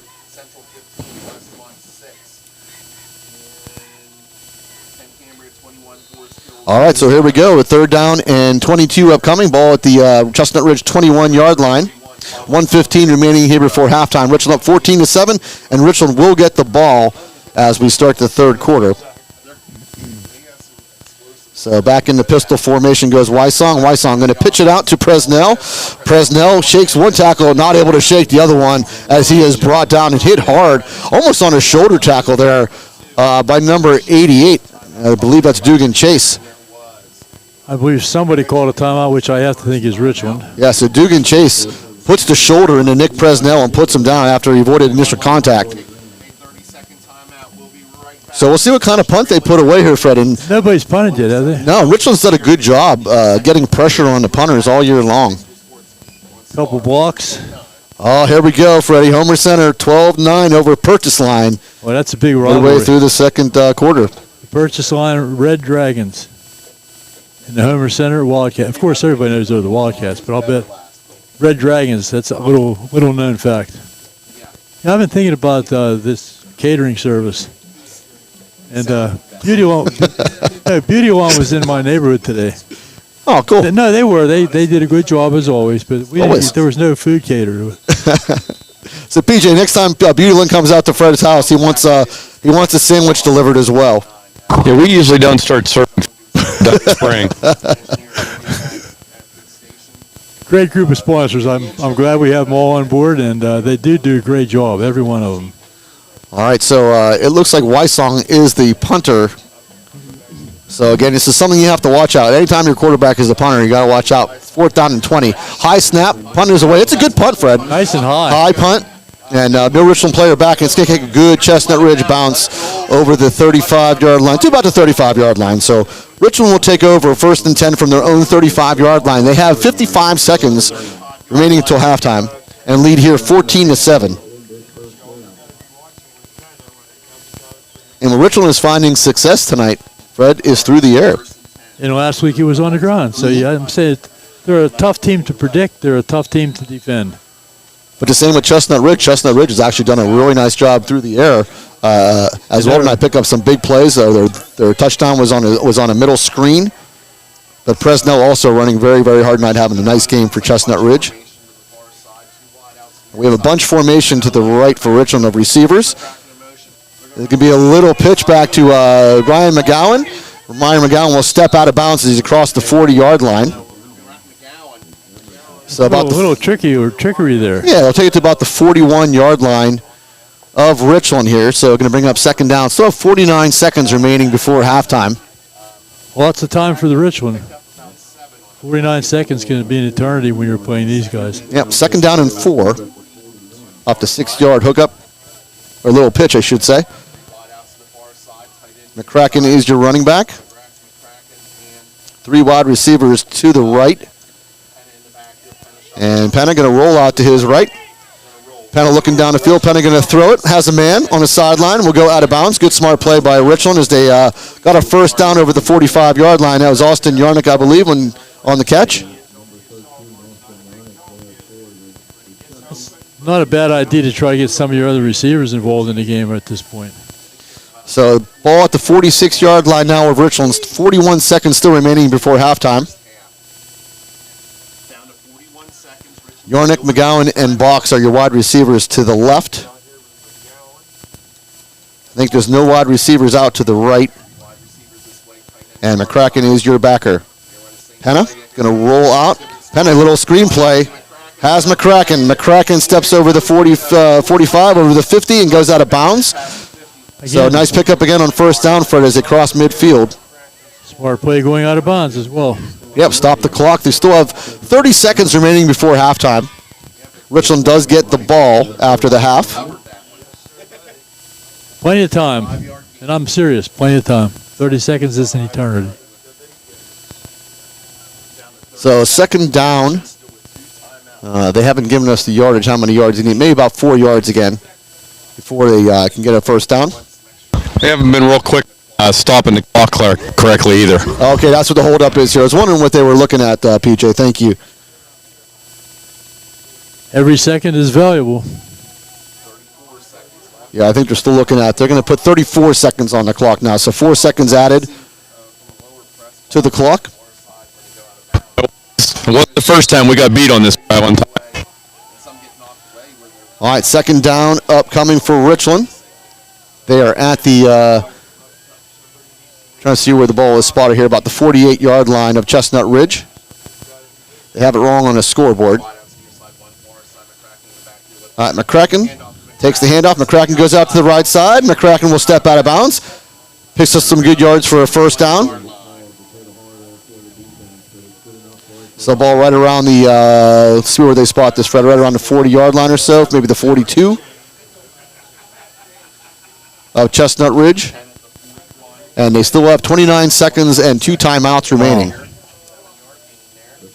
Richland leading here 14-7 in a pretty good high school football game here from Chestnut Ridge on a gorgeous night. All right, first down. Penna back to throw. Penna looking deep. Penna now going to tuck it. And the ball's out. Penna fumbled the football. Penna jumps on it. So I think Penna got it back.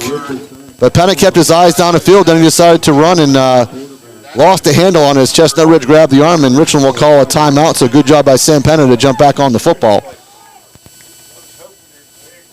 I guess the second fumble we recovered. We have recovered our own fumble. Yeah, we got our own fumble twice. Oh, yeah.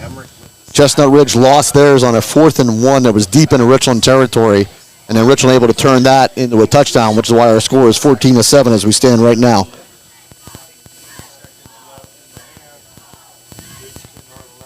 Perfect night, you just said. I'm looking over at our stands. We have pretty nice representation again tonight. Yeah, Richland always travels. We always said it. Richland travels very, very well. Right down over the mountain to beautiful Bedford County.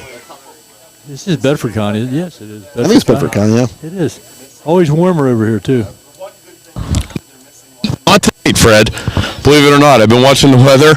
It is warmer up on top of the mountain. Oh, wow. So, PJ, you nice and comfortable down there or a little chilly? No, I'm on my new Richland Football Network jacket. There you go. It's, I might not have worn enough layers underneath, but I'm fine right now. Very, very good. Beautiful jackets, PJ. Yeah, they are. They're gorgeous jackets. Rainproof, which is real, real nice. Lots of pockets, lots of storage. All right, so second down and 14 with 18 seconds remaining before halftime. Now the bunch is going to switch to the right here. And Penna going to hand us off to McCracken. McCracken goes over the middle and gets to about the 40-yard line before he's brought down. Clock running at 10 seconds, and Richland just might let this go down, Fred. I'm kind of surprised. Very surprised. But they are going to let it run down to the half. So that will be half. Richland leading here 14-7 over the Chestnut Ridge Lions. They're going to run another play. Now they're going to call timeout now? They want to run one play. There's still 1 second remaining before halftime. Right, So they want to run. They wanted one more play. That was it. So I guess they can take the shot. Take the shot. Remember, a couple years when Bedford was in Richland. Oh, my. PJ, you remember that very, very well as well. We took that one shot down the field, ended up being returned 55 yards for a touchdown. How well do I remember that? Yep. I think PJ tried. And I think we lost that game by maybe like 3 points or so. And, you can point to that play.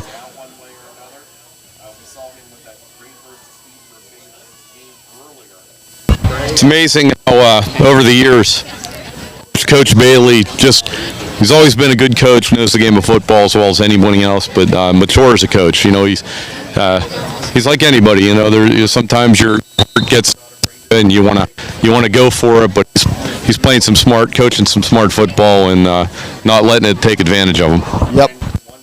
All right, so here we go. We have 1 second remaining before halftime. 14-7 is your score, Richland. Ball at the 41-yard line of Chestnut Ridge. And they have a pretty good chance of scoring a touchdown. I'm going to make the call right now. This is not a gimme for them. Right. We'll see what happens. And Richland does get the ball once we come back from halftime. Penna will take the snap. Penna, it can be a quick throw out to Yarnick. Hook and ladder. That's a McCracken. McCracken able to shade one tackle, but then he's taken down. So nice idea, Fred, and good run by Evan McCracken off the hook and lateral. You don't see that all the time anymore. I kind of like that play, though. It's a nice, safe play. And if you break it, you break it. If you don't, nothing's hurt. That was another backyard play we used to do all the time. We used to play on the side of our house. PJ remembers well. We used to play football right on the side of our house. Nice little strip. We did that all the time. It was a fun way to play. Was the brick wall out of bounds? The brick wall was out of bounds. Yeah, it was kind of fun. It was a lot of fun. All right, so your score here at halftime: Richland 14, Chestnut Ridge 7. We're back after the half as Richland will get the ball. You are listening to the Richland Ram Football Network.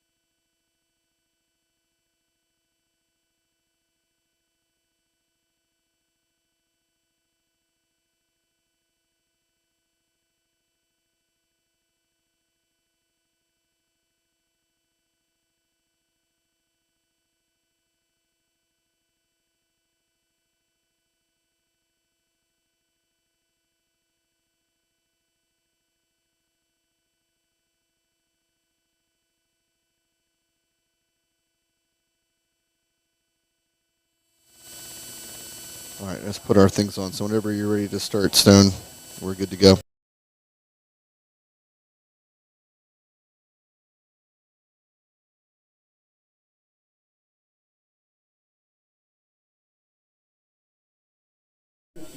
Hi, welcome back to Chestnut Ridge. You're listening to the Richland Ram Football Network. I'm Ed DiMartino, Fred Yannity, and PJ McGowan. We got Stone Mangus up here now in the booth, giving us some stats, which is great. And Fred, your score 14-7 here. Richland leads over Chestnut Ridge. Richland does get the ball as we start the second half, and this is a big possession for Richland. If somehow, Fred, they can go up 2 scores, it makes a huge, huge difference going forward in this football game. Right, and what they did last week, as you brought up, Ed, was they went into the second half with the intent of rushing the football, using the clock, which is totally, over the years, it's not been our style, but it's a very smart thing to do, and they might want to do the same thing tonight. Yeah, Chestnut Ridge doing a really good job, though, holding the ground game so far for Richland intact. It's actually through the air that Richland has done the most damage. We have some stats up here now. As Sam Penna is 7 of 10 for 179 yards and 2 touchdowns. Austin Yarnick having the big night on the receiving end, 5 receptions, 149 yards, including 2 touchdowns. And Richland held to 108 yards on the ground, which is their lowest first half total in the last 3 games. So Chestnut Ridge doing a really nice job defensively, containing Evan McCracken. We haven't seen much of Sam Penna running it on the ground tonight, except for the one big explosion on the 4th and 1. But PJ brought up a good point. And we've not seen the Wildcat here tonight. When you put Evan McCracken under center and put Sam Penna out in space a little bit, that may be something that Richland's going to try here in the second half. It'll be interesting to see what kind of adjustments each coach does make. But we can expect Coach Shoemaker to do something different. And I'm sure Coach Bailey, it makes sense to, especially if they scored his first possession. Let's use the clock. Let's run this. Let's get this game over with and go home. And I think that's a wise decision. I think you and PJ were talking about that at halftime as I was eating my hot dog. I could hear you talking back there. And I think it's a smart move, though. Really, I do. Zach Hancock. Richland's back on the field here. We're still waiting for Chestnut Ridge to show up, and they're coming. Yeah, Zach Hancock having a really nice game defensively. It's 2.5 sacks tonight, 4 tackles for loss in the first half. Declan Piscatella adding a half a sack with 2 tackles for loss, and Jordan Nichols with a big sack as well in the first half. So Richland really putting some heat now on Nate Wysong because they've been doing a good job, Fred, of a couple of screen passes, but they do take time to set up. Now Richland giving some good penetration and has not allowed that to happen for the last little while. There's a lot of action in that half. As I said, I mentioned at halftime, it seems like there should be a lot more points on the board than 21 total points. Yeah. There's been a lot of stuff happening. It's been a fun game to watch. Yeah, 1 punt so far in the football game. We've had 1 missed field goal from 32 yards out. Chestnut Ridge just missed that field goal. And we want to say hi to Bob Heffelfinger, that's right, who is listening. So, Bob, glad to have you aboard as usual. Hope you're enjoying your evening. Listen to us here on the air, especially your buddy PJ. He's in the garage. He has a garage system set up. Nice. I hope it's heated. I'm sure it is. Oh, I'm sure it is. Yeah, they won't let him in the house, though, so he has to camp out in the garage. But we're really happy to have you on board. In fact, it'd be nice to. It was always nice in our home game to look up and see the firemen up there, watching the game and using their sirens at the appropriate times. So it's nice that we have great fan support. Once again, our side of the field here is pretty full, and and Chestnut Ridge fans turned out in great numbers as well. Everybody getting ready for the playoffs. Yeah, for sure. We only got 1 game left in the regular season, which is, to me, Fred, is just still so hard to believe that we are through almost 9 weeks of the season. Well, we have Central Cambria at home next week, so if you're not doing anything Friday night, stop by. It's going to be another beautiful night. The long-range forecast says that, so I believe it. And I always believe the weatherman. That's right. Yeah, that's it. You have to. And then after that, we have 2 home games for playoffs. So there'll be a lot of football played on Hurlinger Field in the next 3 weeks. So if you're a casual fan, if you've never seen the Richland Rams play, come on out and watch a great night of entertainment, high school football. Yeah, and the nice part of being at home, too, is if you cannot make it to the game, that's ones you can actually watch, as we'll have the live stream with the video, so you'll be able to watch that. Again, want to thank our students, our student producers, Stone Mangus, Sophia Mihai, and Lanigan McCulty. We have some scores from around the Laurel Highlands as Penn Cambria leads 28-14 over the Forest Hills Rangers early in the third quarter. So pretty close game there. Forest Hill's holding their own. Central 23-9 over Westmont midway through the third. And Homer Center holding that 12-9 lead over Purchase Line early in the third quarter. Is that a 12 or 22? That's just a 12. Purchase Line is pretty tough this year, I understand. I don't know. That's the old Heritage Conference, which is pretty good football. That's where a lot of teams from the Westpac are switching over to the Heritage Conference, and it's actually a very competitive little conference. So there's a lot of good teams come out of the Westpac. I mean, out of the Heritage Conference, yeah. Westpac is a thing of the past now. All right, so Chestnut Ridge will be kicking off here to start the third quarter. Richland looking to go up 2 scores. They lead here 14-7. Going back deep for the Rams is going to be Ryan McGowan and Evan McCracken. So this first possession you're saying is going to be key, Ed. I think it's a big possession for the Rams. It'll be a big stop for the. Be a big stop for Chestnut Ridge, but anytime you can go up 2 scores, it's a big deal. So Richland looking to do just that, as they will get the ball here. As Albright will be on to kick it away for the Chestnut Ridge Lions. He's got a big leg. He just missed that 32-yard field goal. He had plenty of leg on there, Fred, and just missed it wide. Ritko's a pretty good leg on him as well. Yeah, Ritko kicked a 32-yarder early in the year and has plenty of leg on him as well. It's going to get more important as the year goes on and we get deeper into the playoffs. That extra point field goal kicker is going to be huge. All right, there's a good kick. It's deep. Ball will be fielded right about the 10-yard line by Ryan McGowan. McGowan over the 20-yard line. Gets over the 25-yard line before he's brought down. So I think that's a good play for special teams. Yep. Both sides. Yep. So first down and 10, Richland. They're going to give McGowan the 26-yard line. So first possession of the third quarter here. 14-7 your score. The Rams lead. Pistol formation now for the Rams with McCracken. Penna goes under the gun. And Penna will hand off to McCracken. McCracken picks his way through the middle. And McCracken goes over the 30-yard line to about the 32. So about a 6-yard pickup on first down. Going to bring up second down and 4. And 6 yards is just fine. If we could do that the whole way down the field, Ed, and score a touchdown, everything was fine. All right, they'll stay with the same formation here.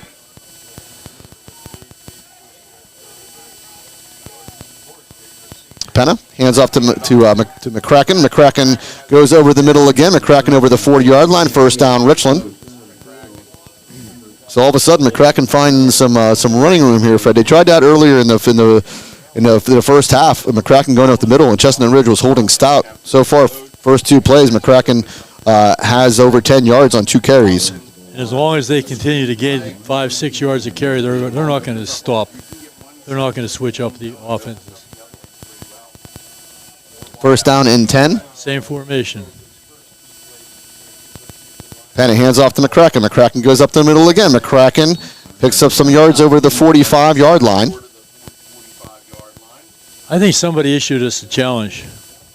Let's get out there and run the ball and score a touchdown and take a 2-touchdown lead. I think the challenge was made at halftime. Yeah, they'll give him the 44, so about a 4-yard pickup. Second down and 6 upcoming. They'll stay with that same exact formation, Fred. This time McCracken will just set himself to the right of Penna.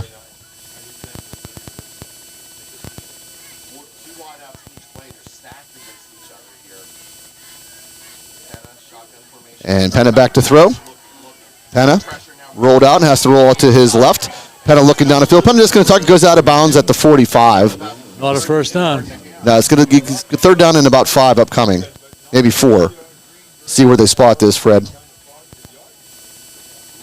Yeah, third down and about 4.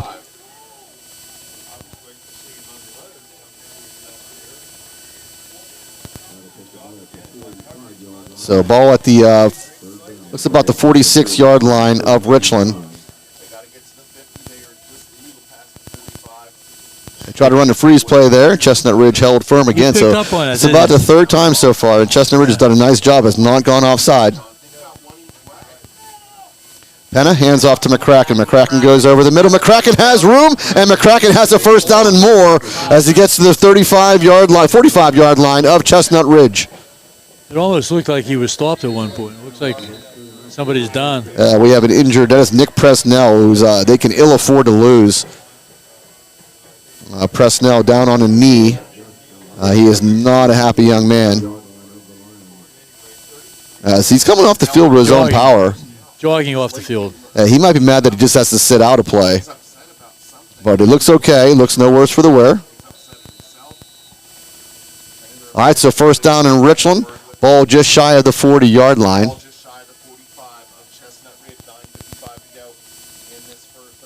Correction, to 45-yard line. So first down and 10.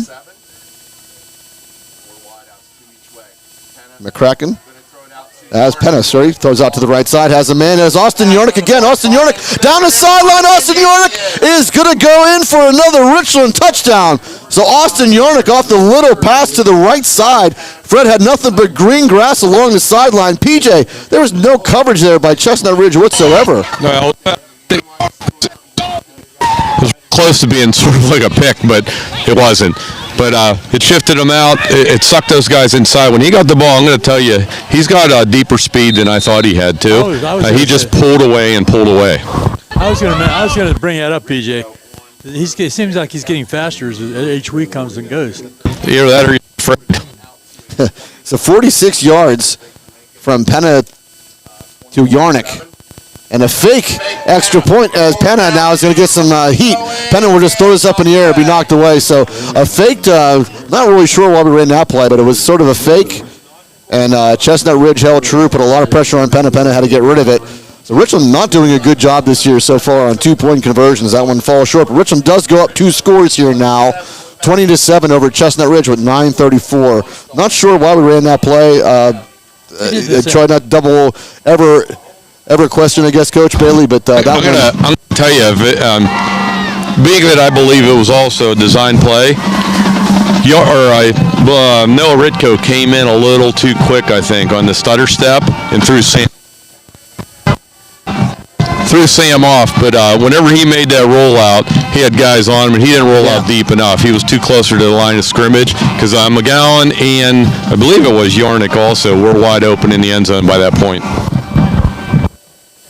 So that was a good call by PJ. Yeah. It was the design. I think it was design fake, absolutely. And just a little too deep coverage. And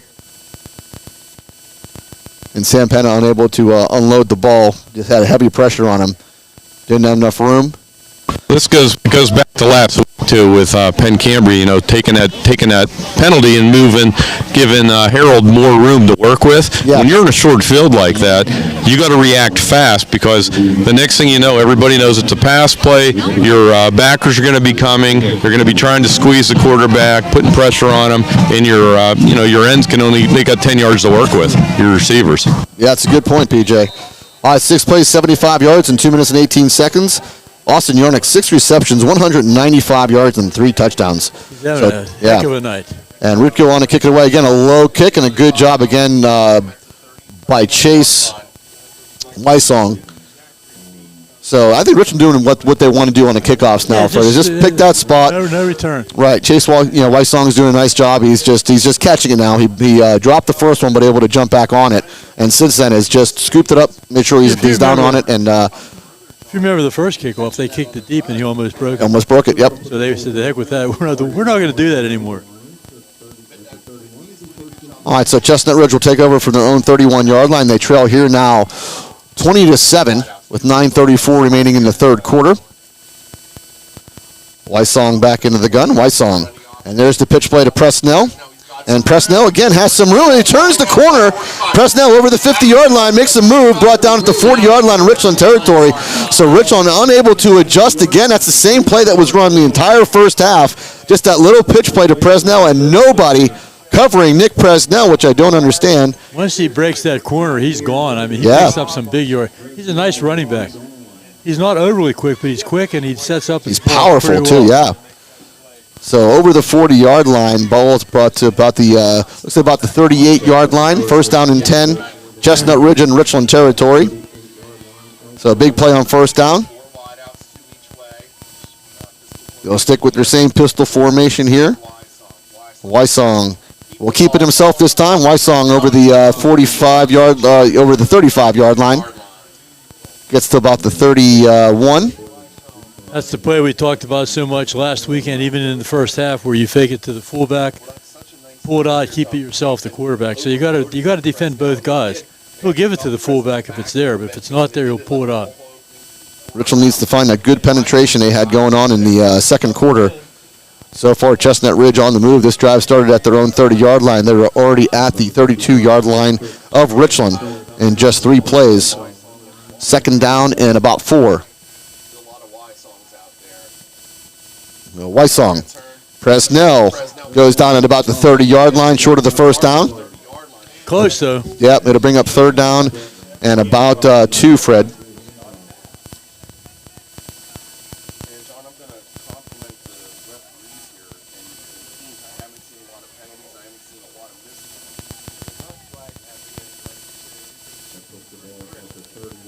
All right, so third down and about 2. Down to 7:48 here in the third quarter. Richland leading now 20-7 over the Chestnut Ridge Lions. Wysong into the gun. Wysong is going to can to Presnell and sort of push Presnell, I believe. It's going to be enough for a first down as they got where they needed to go. It'll be first down, Chestnut Ridge. No, it isn't first down, buddy. They're killing the clock now. Yeah, that's a first down. Kind of see where the ball was spotted over there. The referee was standing. It was way ahead of the sticks. As they got enough yardage. I thought it was, no question, but yeah, when the guy with the sticks over there didn't move, I thought maybe it's not. Ball at the 27-yard line of Richland now. First down and 10 for Chestnut Ridge.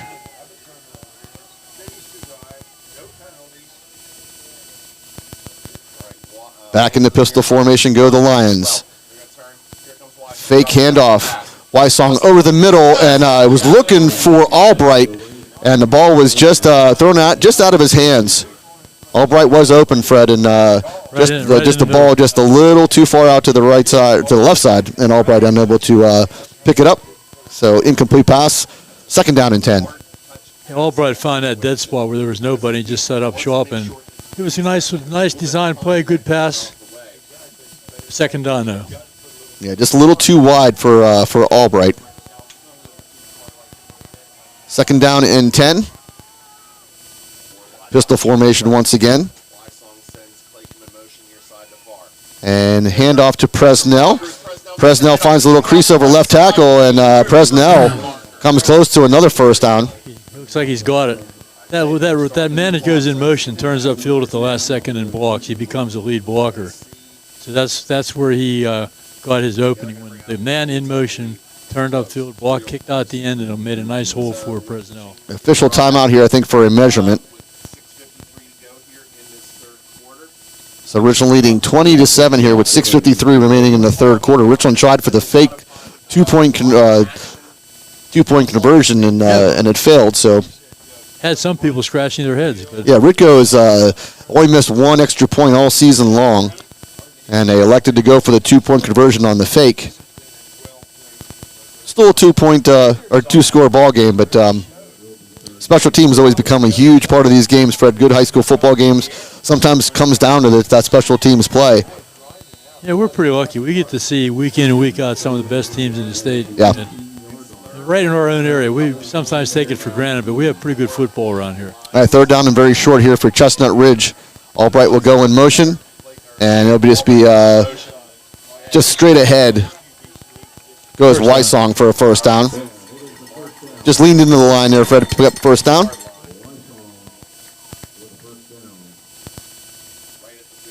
So ball at the 15-yard line of Richland. Chestnut Ridge on the move. Kind of reminds me of Penn Cambria. These kids just won't give up. Oh, they're not going to give up, absolutely. And Richland's got it right. Richland's got to find a way. Somebody's got to make a play. There's no secret as to what Chestnut Ridge is going to do, and right now they're just getting the better of the line play as of right now on this drive. Pistol formation once again, first down and 10. And Wysong hands off to Presnell. Presnell picks up a few yards. Man in motion, turning up into the hole once again. Made the block on the linebacker. paved the way for Presnell. So Presnell picks up looks maybe about 4 yards or so. We'll see where they spot this. Yeah, 2nd down and 6 upcoming, ball at the 11-yard line of Richland.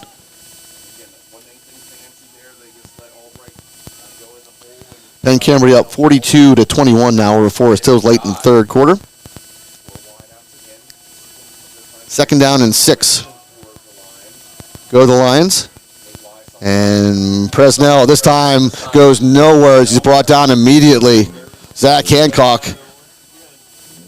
He's not the guy I'd try to run at right now. Yeah, He's along having with a monster game. Yeah, along with Evan McCracken, came in and made the stop. So no gain on the play. 3rd down and 6. Clock all the way down to 5:10 remaining in the 3rd quarter. Richland up 20-7.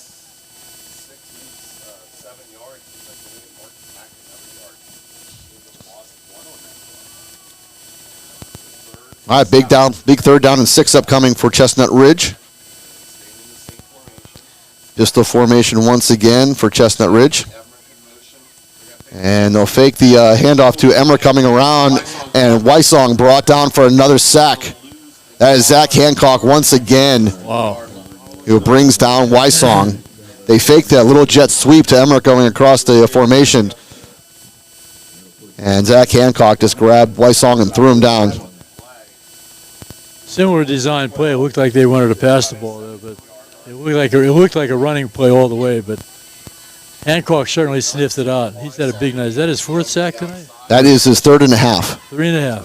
So we have 4th and 11 now upcoming for Chestnut Ridge. So this is a big play in the ball game. 4th down and 11. They're down 2 scores, 20-7.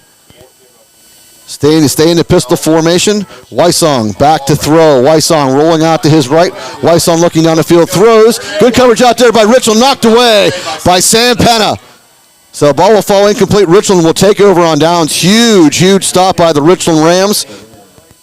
And now Richland, Fred, this is, we say it all the time, this is another big drive by Richland. They go up 3 scores and could almost put this one in the books.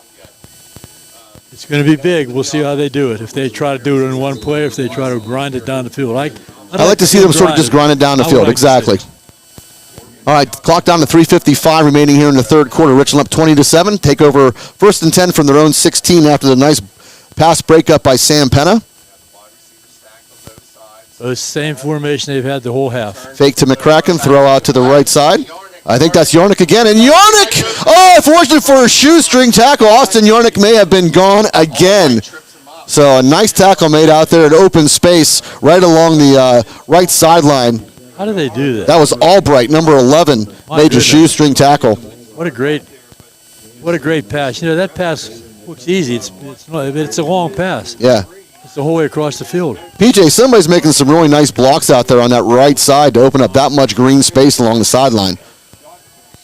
Yeah, without a doubt. It's very well executed play. All right, Sam Penna on the keeper now, gets over the 40-yard line before he's brought back. So good 5-yard pickup on 1st down by Sam Penna. And again, this is what I think Richland wants to do, Freddie, is just kind of run down the clock, grind out the yards, pick up 1st downs. They'll bring up a 2nd down and 5 with 3:26 and counting here in the 3rd quarter. Again, Richland leading 20-7 over the Chestnut Ridge Lions. Same formation, 4 wideouts, 1 running back. Ball at the 40-yard line of Richland. Penna hands off to McCracken. McCracken goes up the right side. McCracken has enough for the 1st down as he crossed the 45-yard line to about the 46. So 1st down, Richland. It gets discouraging for the defense to try to cover all those people. They got 4 wideouts. You have to cover them. Obviously, you have to cover them. You have a running back with the speed of McCracken. And Penna, what can you do? It's tough to defend. Yeah, and they've been beat 3 times long down the field. Penna going to throw the right side. Has a man wide open! And that's going to be another Richland Ram touchdown. I think that's Ethan Box, number 14. Goes in for the Richland score, so Sam Penna throws a bullet to Ethan Box on the right side of the field. Once again, that right side being exploited. And Ethan Box this time is the recipient of the Penna pass for another Richland touchdown. It looked to me, PJ, you're right there. It looked to me like a stop and go, like he stopped and then took off. It was. I think they also flooded up. They thought that same play was coming, and they bid on Yarnick and left Box hanging out there all by himself. It was a great football play. All right, now Richland's going to have to go for two since they faked the last one. This time they're going to go for two. 26-7 is your score right now, pending the two-point conversion attempt. Penna going to roll out to his right. Penna throws it into the end zone and is picked off. So another two-point conversion fails for Richland. They have not been very good on this year at all. Again, lots of penetration. Coach Bailey not happy on his sideline. Not sure if somebody missed an assignment, PJ, but Brandon not happy. I think him and Sam aren't on the same communication string there on the two-point conversions, and he's getting a little frustrated there. But they'll get it together. That's every time you miss it, makes you one closer to it. Yes. Hey, real quick, big shout out to Bob Heffelfinger, the Richland Fire Department. Bob, they had some training, some classes. They're back in his garage. They got the sound on, listening to the Richland Ram Football Network. So we're really appreciative of them always checking in and their loyal support. And also, thank you for the first responders, for those guys putting their lives in dangers to protect all of us. Yeah, that's a great sentiment there, PJ. All passed along by us as well. Yeah, we already gave him a shout out. So he got two of them today, but he deserves it. Boy, I missed that, huh? Maybe I didn't have my headset. You may not have, but hey, anytime we can shout out to Bob Heffelfinger in the fire department, we are more than welcome to do that. The question I have, PJ, is why won't they let him in the house? They make him go in the garage. I think that's by choice. The second thing is not Bob Heffelfinger's not only a Richland fireman, but he's also owner-operator of Advanced Office Systems, and he's a loyal sponsor and financial supporter of this football network, too. There you go. So 4 plays, 84 yards go the Rams in a minute and 14. Sam Penna is 10 of 13 for 298 yards and 4 touchdown passes tonight. As Ritko will put it in that same corner. This time Chestnut Ridge will return this one as they push over close to the 40-yard line. We'll see where the ball is spotted.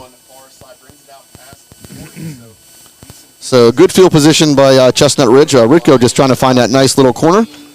I think you're going to see Chestnut Ridge starting to run a huddle, a little bit quicker of an offense here. Time is not on their side. No, it is not, PJ. It's 2 minutes and 35 seconds remaining in the third quarter. They are down 26-7, and Richland has been unstopped here in the second half. 2 possessions, 2 touchdowns, and really not much time on either one of those. One of those drives. We wanted to see them grind it out, and they score in 3 plays. That's it. They're leaving the right side wide open. All right, so same formation in the pistol here. Hand off to Presnell, and Presnell is going nowhere. He may pick up a yard or two, but that's to be about it. As the whole entire Richland defense there, Brady Hollis leading, I think, the defenders there. Brings down Presnell for basically no gain. Second down and 10. No gain, and the clock keeps rolling. That's the big key, PJ. Clock just keeps rolling. Down to 2:10 and counting here in the third quarter, and they're huddling up, so still absolutely no urgency here for the Chestnut Ridge Lions. They're down 26-7.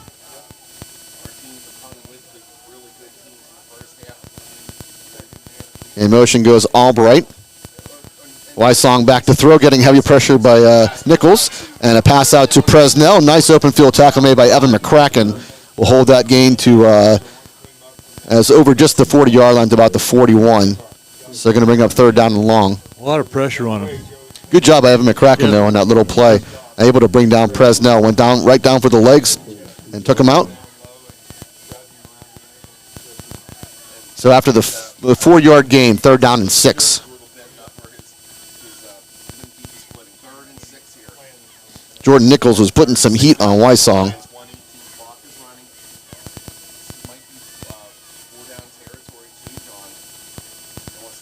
Albright again goes in motion. Wysong going to roll out to his left. Wysong trying to string it out. Wysong looking. Wysong throws over the middle of the field, and the ball is going to fall incomplete. A little bit short. I think our player may have lost his footing. He was in coverage. That was Cody Yeager was in coverage, lost his footing, left kind of that middle open, and the pass was just thrown just a little outside. So we have to go to 4 down territory for sure for Chestnut Ridge. 4th down and 6. They are still on their side of the field at their own 42. But yeah, I think you almost got to go for it too. Richland scored on the last 2 possessions. They scored fast, so Right, and they're down 26-7. And timeout called by Nate Weissong. Speaking of advertisers. Yeah, so let's get a rundown of our sponsors. Can't do this without them. We thank them wholeheartedly. So thank you to First Summit Bank, Best Window, Chansun Shang Medical Center, Ponchion Financial Group, Advanced Office Systems, Cardolino Eye Care, FWNF and your insurance provider, Pinnacle Chiropractic Spine and Sports, Nico's Restaurant, Rizzo's Italian Restaurant, Dean Jordan Goodyear Tires, Johnstown Construction, Sporting Goods Discounters, Flair of Country Catering, The Fifth Bar and Grill, DB Homes, FX Screen Printing, Slovenian Savings and Loan, Laurel Auto Group, Precious Metals and Diamond Company, Beauty Lawn, Dr. Edward L. DiMartino, DMD, Mahalco's General Contracting, Inc., State Senator Wayne Langerholtz, Memorial Chevrolet, RPM Signs, Advantage Auto Service, Ashbro Landscape Curbing, Roof Rejuve, Vantage Physical Therapy, Asiago's Restaurant, Tap 814 Bar and Grill, Market Basket Grocery Store, and First Team Advertising. 34 sponsors. We thank you all. Can't thank you enough. If you want to get on board, just get a hold of PJ McGowan. He'll give you all the details. Every time you read all those announcements, it makes me hungry. Want to say we've got a lot of great eating places around here. What do you have going on? Shout out for Lance Moran, one of the best golfers in the Windber Country Club. So listening, and thanks, Lance. All right, Weissong back to throw, throwing deep on 4th down and 6. Good coverage out there by Rams, but it was Ryan McGowan in coverage. He had stride for stride. They were looking for Chase Weissong, and Ryan McGowan was not going to let him catch that ball. Great coverage by Ryan McGowan. I can't hear myself. Am I on? Yeah, you're on, Pete. You're on there, bud. Okay. Maybe I'm just losing my hearing. So here we go. This big series. Listen, could put it away, buddy. Yeah, Richland makes the stop on 4th down and 6. Chestnut Ridge went for it all, Fred, and Ryan McGowan stride for stride with Chase Weissong. So 1st and 10 at the Chestnut Ridge 42. Handoff. That is number 21, Easton Robertson, who gets about the 40-yard line. Good time to give some guys some experience, even though it's not over yet. You want to give them a real game action. Yeah, so Easton now will check out. As I think Ethan Choi will check in, number 18. Smart move by Coach Bailey, getting some of these younger guys into the game. Clock down to 23 seconds. Second half to run a play here before the end of the 3rd quarter. 2nd down and 8. Yeah, handoff to McCracken. McCracken finds a hole and goes up the middle. Finds some nice running room. Will come maybe just short of a 1st down. Going to bring up 3rd down and short, Fred. Going to be the end of the quarter as well. Yep. With 0.8 seconds. Did somebody call a timeout? Yeah, there's 0.8 seconds left before the end of the quarter. Somebody call a timeout, PJ. I have no idea. I was already working myself down to the other side of the field, and I turned around and saw whatever happened here. That's a crazy time for anyone to call a timeout with 0.8 seconds. Okay, now they're going to run the clock, so it will run out now, and that will be the end of the quarter. So heading to the 4th quarter, Richland leading here 26-7 over the Chestnut Ridge Lions. That was a huge 4th down play. And PJ, kudos to your son Ryan. He was not letting Chase Weissong come close to that football ring. Stride for stride, great coverage as they went for it. You know, I was proud to see that. Whenever it's your boy in that coverage situation and it's all or nothing, you know, you get a little, your stomach gets a little higher in your chest than you want it to. But in all good faith, he did what he was supposed to, and, you know, we're on offense. Yeah, for sure. It's like the Chestnut Ridge Band having a little bit of fun out there. Stone Mangus just pointed out, I love it. Those drummers are always a little bit crazy, and they're having a great time down there. You were in a band, Ed. You had a good time at football games? Yeah, we had a great time. Unfortunately back then, I mean, you guys weren't too happy with us. We had to leave at halftime a lot of times to make to our competition. So sometimes we were only there for the first half of the football game, which did not make a whole lot of people happy that we had to leave. But you had your own competition. You guys were pretty good. Speaking of Richland bands, I attended a casino night fundraiser for Penn Highlands last evening, and I saw Mr. Bartolowski and his wife, and they were the big winners. They won the colored TV and some other things. Good to see them. Nice, fantastic. Good job, yeah. All right, so third down and about 1. And that's going to be McCracken. Has enough for the first down and more as he gets to about the 25-yard line of Chestnut Ridge. First down and 10 for the Rams. Just looking to just sort of ground and pound as we talked about, Fred. Yeah, it's our front line is becoming more and more aggressive. They're starting to feel it now. You start to get that feeling nothing's going to stop you now. And they're just keep plugging away. There they go. Yeah, McCracken back on the ground as he gets over the 20-yard line. Big, nice gain on first down. And Richland again just gets right to the line and goes again, tiring out the Chestnut Ridge Lions. And then McCracken again. McCracken off to the right side. McCracken over the 10-yard line before he's brought down at about the let's say about the 9. Yeah, this is what we used to call the old NASCAR offense. Just keep coming, keep coming, keep coming. No let up at all. Let the other team be discouraged. PJ, Lance Moran wants to know if you're wearing your Charlie Harper bowling shirt. No, I only wear that whenever I know he will be here. All right, first down and 10 Rams. Or first and goal, I should say, as McCracken goes up ahead and gets over the 5-yard line to about the 4. Second down and goal. Richland already up 26-7. That's Charlie Sheehan too.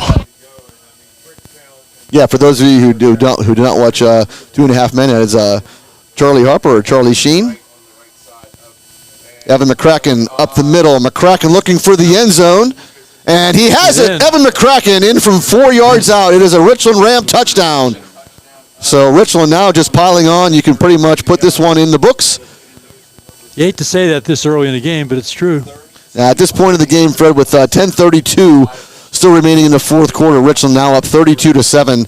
Pending whatever they're going to do, I imagine Noah Ritko is just going to come on to attempt the extra point, and he will.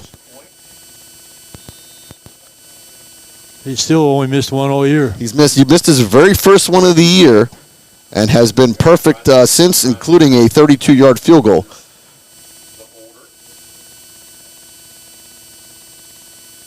Good high snap. Hold is down, and the kick is up. And the kick is going to be good, so good job by Sam Pennon to bring it down. Good job by Noah Ritko, not losing the concentration and putting up through the... I was going to say, that was a tremendous job by Pennon to get that ball down. I saw a couple of pro games where guys had high snaps like that and missed field goals. Oh, for sure. It's not easy, everything has to be almost perfect. Yeah, timing is a big key on those things. But Ritko puts it right through the upright, so Richland now leading here 33-7 with 10:32 remaining in the fourth quarter. So down here on this goal line stands, especially going into the special, the point after, you can see the look and you can see the breath coming out of Chestnut Ridge fast. And it's almost the look in their eyes is almost what happened? How did this happen so fast from the way they started the game? It's almost. It's like they can't believe it. Yeah, we were just listening to the guy, to the guys on the Bedford radio station, and they were kind of saying the same thing. Chestnut Ridge has actually held their own with some of the bigger teams in the Laurel Highlands, and just kind of they got later in the second half, just kind of can't find that. Well, I don't think it's my imagination, but I think our team's getting better and better every week. Yeah, we don't start off fast though. No, we do not. We're getting but better. They get better as they go. It's true. We're getting better and better and better. We're going to be a force to be reckoned with here in the playoffs. We really are. Again, something we've talked about throughout this season also goes on the stamina of our players.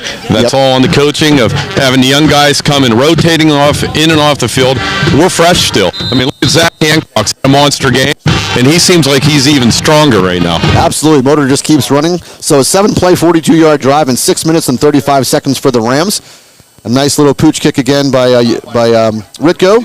But this time it's a nice return by number 8, I believe that wasn't. It wasn't Chase Weissong. That was number 8, Owen Claycomb, who will take it to about the 45-yard line of Chestnut Ridge.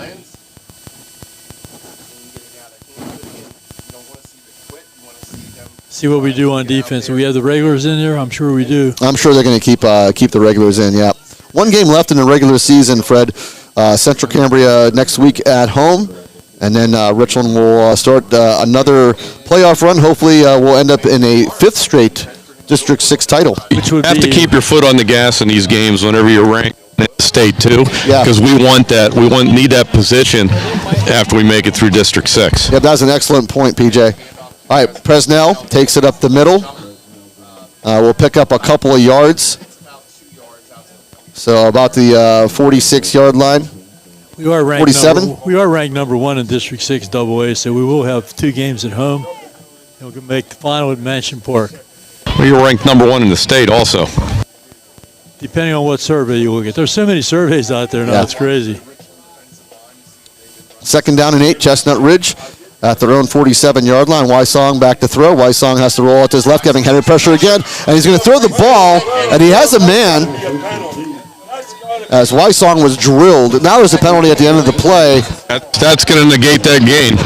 Yeah, it was thrown at the very end of the play. It was Emmerich on the catch, number 4. His emotions are going to get high on these guys, and Chestnut Ridge can't afford to make mistakes again, but that was absolutely a late hit on Chestnut Ridge. So we'll see what the call is here. The guys in the press box are calling for a late hit on a quarterback. Yeah, they're calling for a late hit out here. The flag was thrown at the spot of the reception, and it's personal foul on Chestnut Ridge. So it is coming back. Good call, PJ. So John Daly, the white hat leader of this crew, and they've done a great job in this game. Not intruded themselves on the game very much. Called a very good ball game. That one is going to cost Chestnut Ridge some yards. We always have followed the rule. If you don't know who refereed the game, they did a good job. Yep. If you don't really realize who they were, like they were just part of. They were there, but they didn't do anything. Anybody can referee, except when something happens crazy. That's when you have to. Yeah, and we need more referees. Oh, absolutely.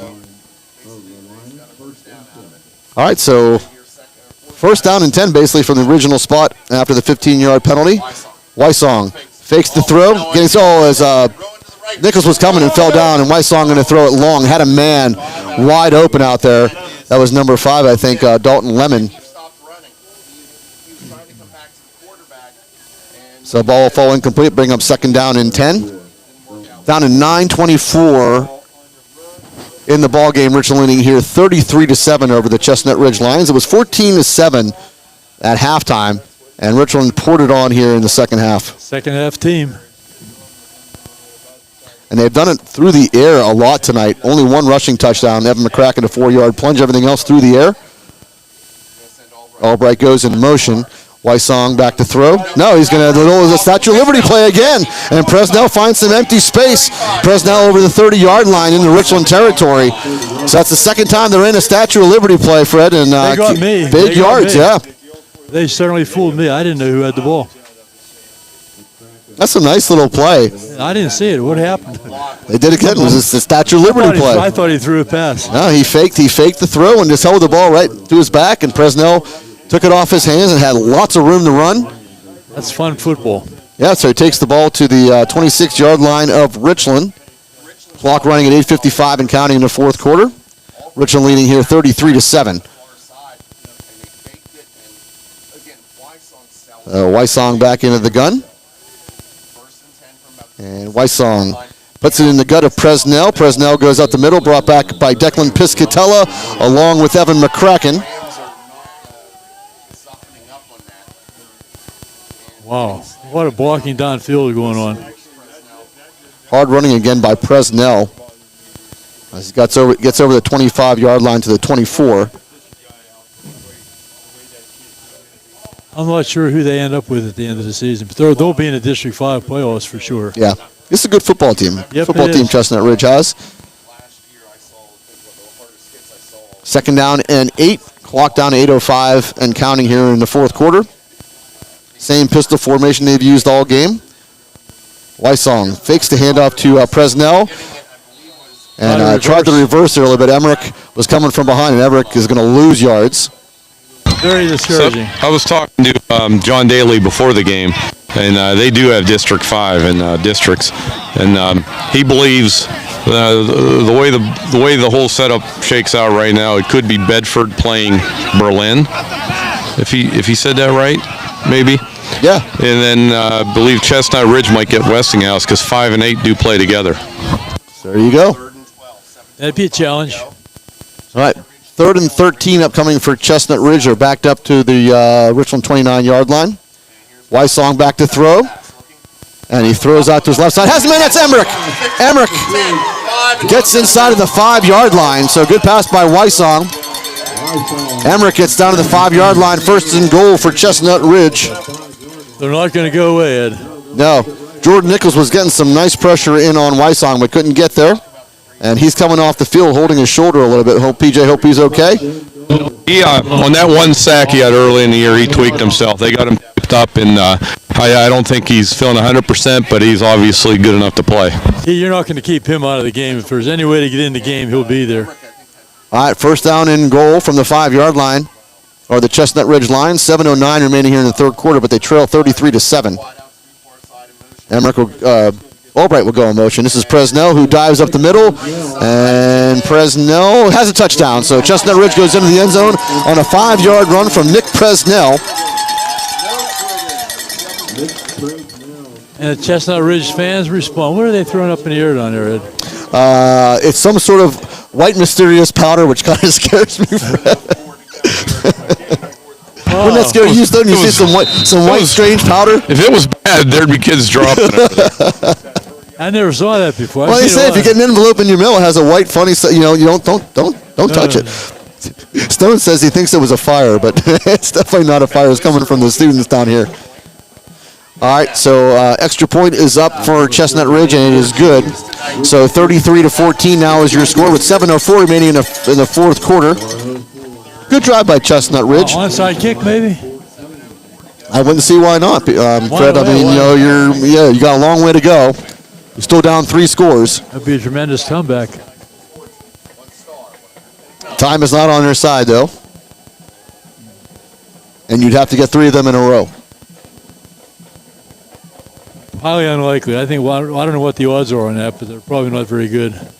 There's about as much chance as you and I winning the Powerball. That's about it. Yeah, or Bada winning a color TV. How about that? Good old Bada.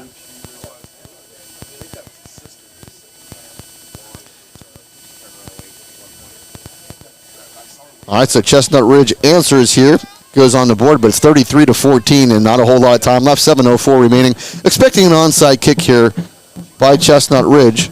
Penn Camry did that twice last week at Richland, and Richland did a really good job of covering those onside kicks. I'm really pleased with our team, though, the way they've come on the whole season. Yep. They started out, and they're the only undefeated team in the area. And we're absolutely going in a prevent onside kick. Yeah, for sure. Yeah, they're lining up all on the right side to the hash mark to the sideline. Got a whole gang of guys, so yep. See what happens. Albright will kick it away. The all hands team up front here for Richland. Many times you get an offside on this play. People are anxious to try to get to the ball. And the ball is kicked up in the air. Richland is going to jump on that one, so good coverage there by Richland. They'll take over just shy of the 50-yard line at about the 49 of the Richland side of the 50. First down and 10 Rams. So the ball went way up in the air. Good play made there by the Richland player. Couldn't see the number of that. Ethan Box. There you go, Ethan Box on that side of the field. We're able to corral it. The ball has to go 10 yards before the kicking team can touch it. So they usually try to kick it so it'll bounce real high. Give the kicking team a chance to get down there and cover it. At that time, they tried to kick it high, but they didn't make it down in time. All right, so first down and 10 Rams at their own 49. It will be a keeper over the 45-yard line in the Chestnut Ridge territory. I think that might have been a little bit of a wildcat as Evan McCracken took the ball. Just shy of a first down. Going to bring up second down in about 1. Clock is down to 6:44 and counting here in the fourth quarter. Richland leading 33-14 over Chestnut Ridge. And we're going wildcat now, which we thought would have happened earlier. As Easton Robertson is your running back alongside of McCracken. Talk about a versatile player. You got Penn and the quarterback lined up in the slot position right now. He was a good wide receiver last year. He's a great wide receiver. Yep. McCracken will keep it himself. Has enough for a first down and more. Pyle keeps moving over the 35-yard line. Evan McCracken just keeps moving the legs, pushes the Pyle. And first down, Richland. Now when you want the non-NASCAR offense. And all you want is, right, and at this point, really, and tell you the truth, though, and all you want at this point, too, is to make sure your players get up. You don't want to, you can't afford to get anybody hurt. Richland has dealt with some adversity this year, losing Graydon Lewis in the second game of the year at Central. And multiple players been in and out of the lineup with injuries. If you missed it earlier, Graydon did sign with St. Francis, so he'll still be playing in the area for local fans to see. Ball at the 33-yard line now of Chestnut Ridge, first down and 10. Pitch out to Penna. Penna now going to throw. Penna looking for Yarnick, kind of just thrown inside and out. Yarnick was trying to adjust to it. Good coverage there by number 9, Nate Wysong. So they went for the little trickeration there. Will fall incomplete. Which stops the clock. That's the worst thing that happened. Richland up, though, comfortably 33-14 with 5:40 remaining here in the ball game. Getting cold yet, Ed? Getting a little chilly out. I am really comfortable. You're a man. Yeah. It's this Under Armour stuff. It's fantastic. That cold gear. They're not one of our advertisers, right? They should be. All right, second down and 10. Hand off to Easton Robertson. Easton Robertson goes over the 20-yard line, picks up good yardage, close to a first down.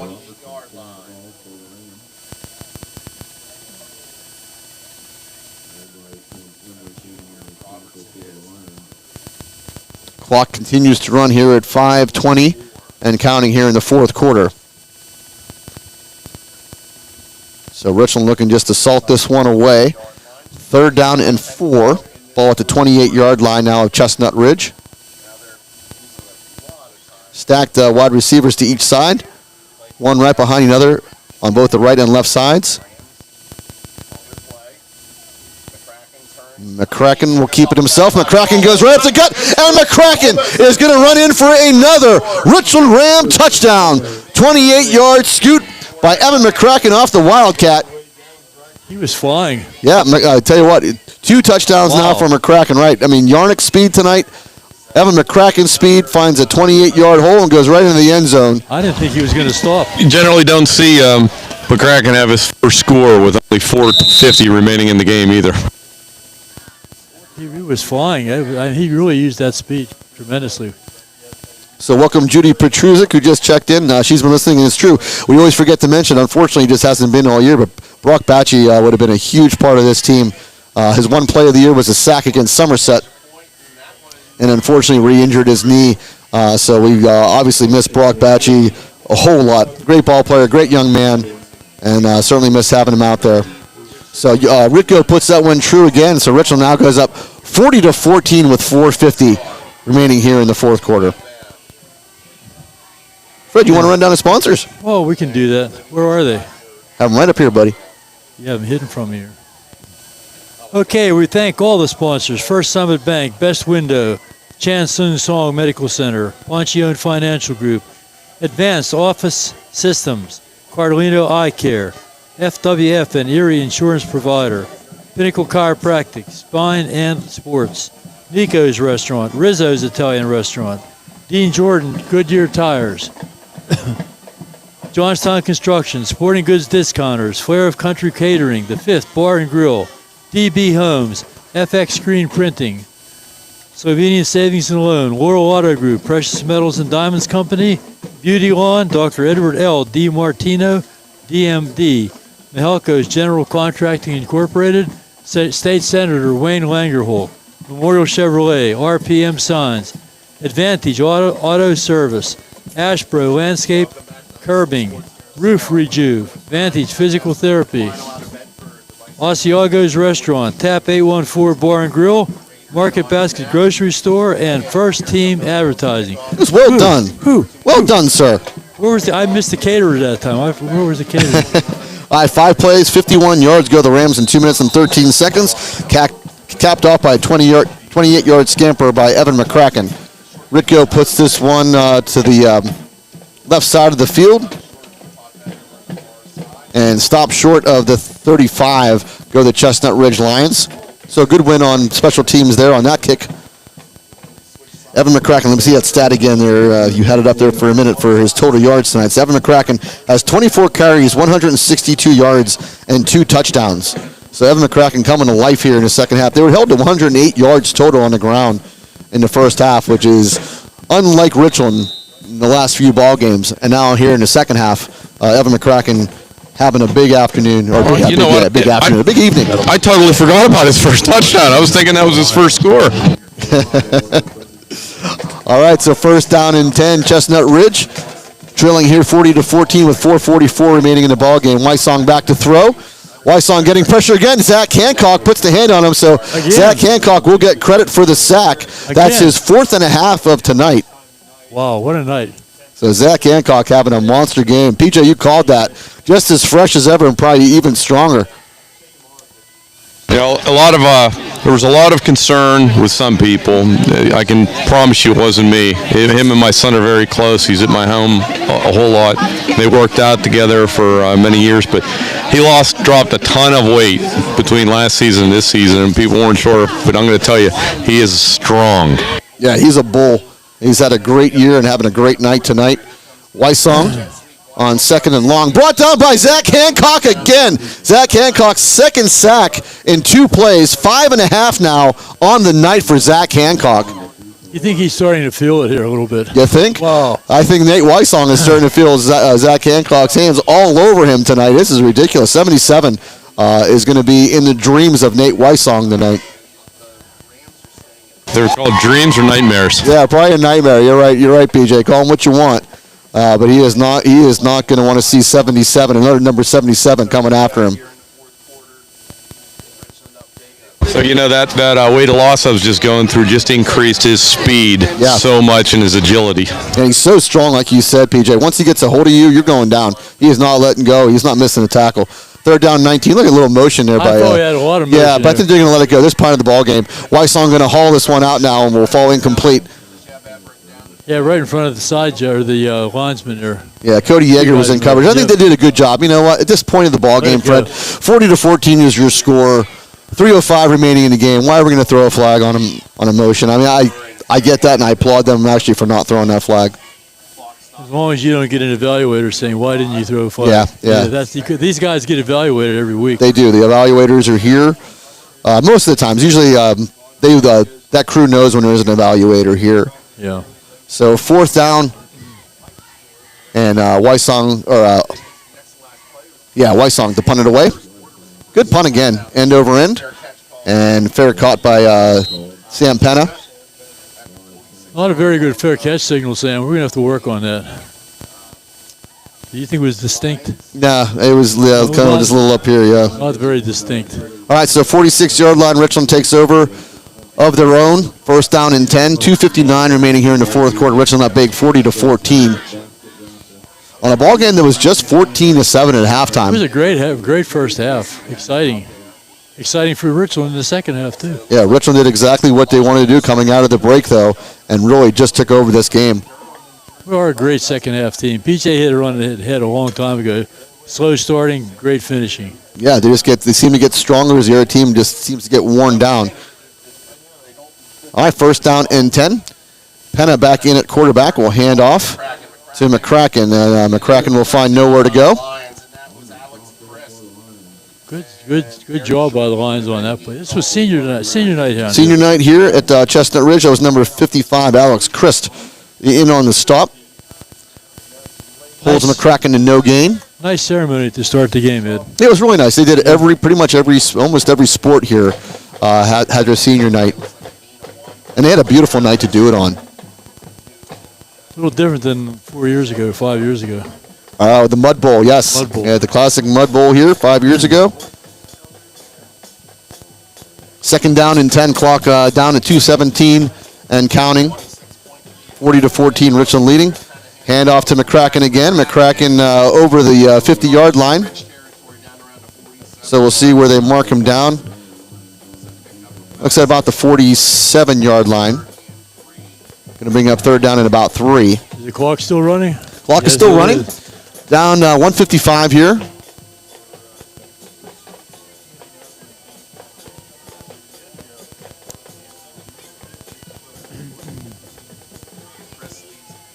All right, third down and 3. Ball at the 47-yard line of Chestnut Ridge. It'll be McCracken again. McCracken finds a little hole, Freddie. He missed the first tackler, did a good job avoiding it. Picks up a first down as he comes close to the 40-yard line down at about the 41. So another Richland Ram first down. Clock continues to run. We're down to 1:27 now. Keep those chains moving. So really a couple more plays and this ball game will be over. Richland leading 40-14, and looks like we're going victory formation right now as Evan McCracken is deep in the backfield. We're certainly letting time go. Yeah, letting that play clock run down. It's at 15 seconds now. So they're going to snap it and do victory formation. And Richland goes to 9-0. Again, next week, Chestnut Ridge, or Central Cambria will come into Hurlinger Field. The Red Devils. You did not like that. I mean, you're still freaked out by that Red Devil that's at their 50-yard line. It's none of my business. None of my business.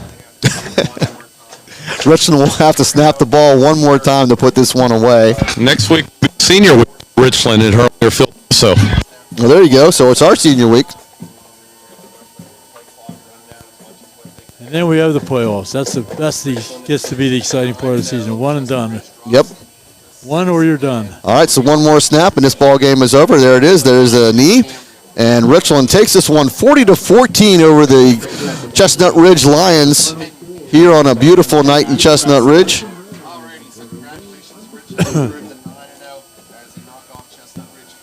I think Richland is surprising a lot of people this year. Yeah, exactly. I think Richland, especially with the loss of players such as Graydon Lewis, how many teams can handle that type of loss within a team? When you lose arguably one of your best athletes, if not your best athlete, you lose him in the second game of the season, and yet you're able to continue to do what you want to do. It just doesn't matter.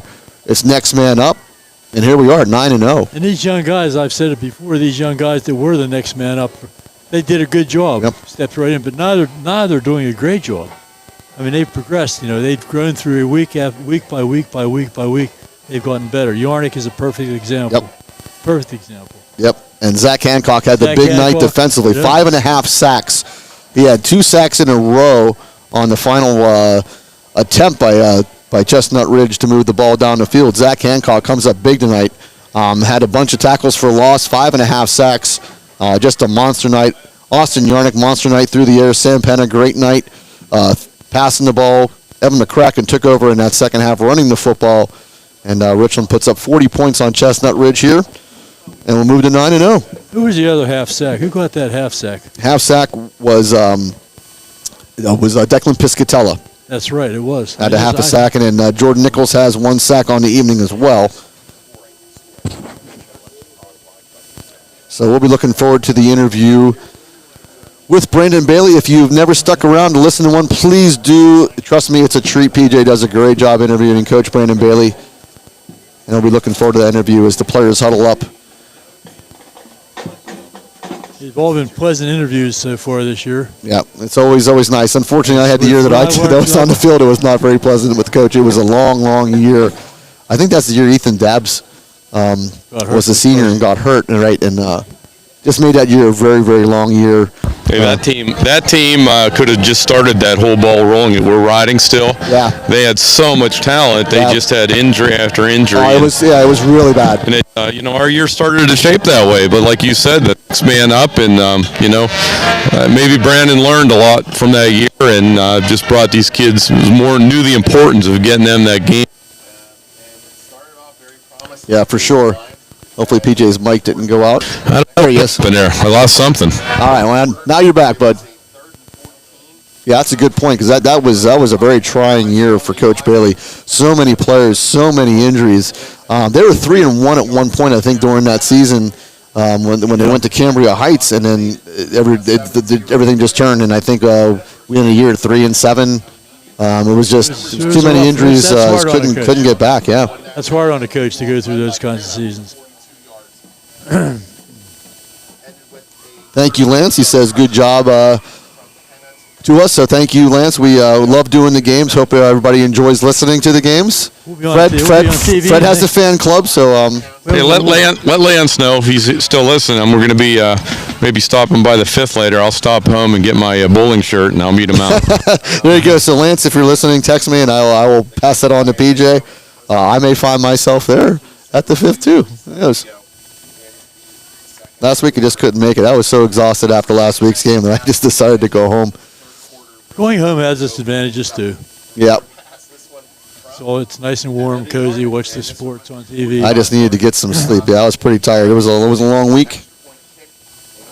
As we were just waiting for the huddle to break, but Richland just poured it on here in the second half. Again, it was only 14-7 at halftime, and Chestnut Ridge, Fred, looked. They're an impressive football team. They looked really good. They looked really good defensively at a lot of stretches of this ball game. Then in the second half, just could not contain really Austin Yarnick along anything on the right side in the air. Richland was, I think, doing a really good job blocking. There was just no answer for anything down that right side of the field, and then the running game got going as they were trying to cover the pass, and then Evan McCracken just ran all over them and salted this one away. Yeah, Yarnick thinking, hey, I'm pretty fast. Yeah, he looked good. He looked really fast going down that sideline. I thought for sure he stepped out of bounds a couple times, but he must have been right there. It was great. And then they threw the stop and go, with Box. That was Box that scored. Yep. He ran about 10-yard stop, turned and froze the defensive back, and then took off. And Sammy Penna's passing has been spectacular. Yeah, he was very on tonight. Okay, so we have Coach Brandon Bailey with PJ McGowan. PJ, take it away. All right, guys. Hey, okay, Brandon, I'll stand right here. So it's going to make me look smaller if it's a little divot here, but that's okay. So, again, great performance. As I've seen the season go, we're a second-half team by far, and I think that's kudos to you and your coaching staff for preparing these guys. Our legs are always fresher than any of our opponents we've played from alternating the next guy in mentality, and you've pulled it off. Take us through that first half. I mean, that first quarter was touch and go. Yeah, we knew they were going to come out and play strong. Coach Shoemaker and his staff do a great job, and we just weren't able to finish that first drive. I made a bad call on 4th down. That was on me. I told the kids that at halftime.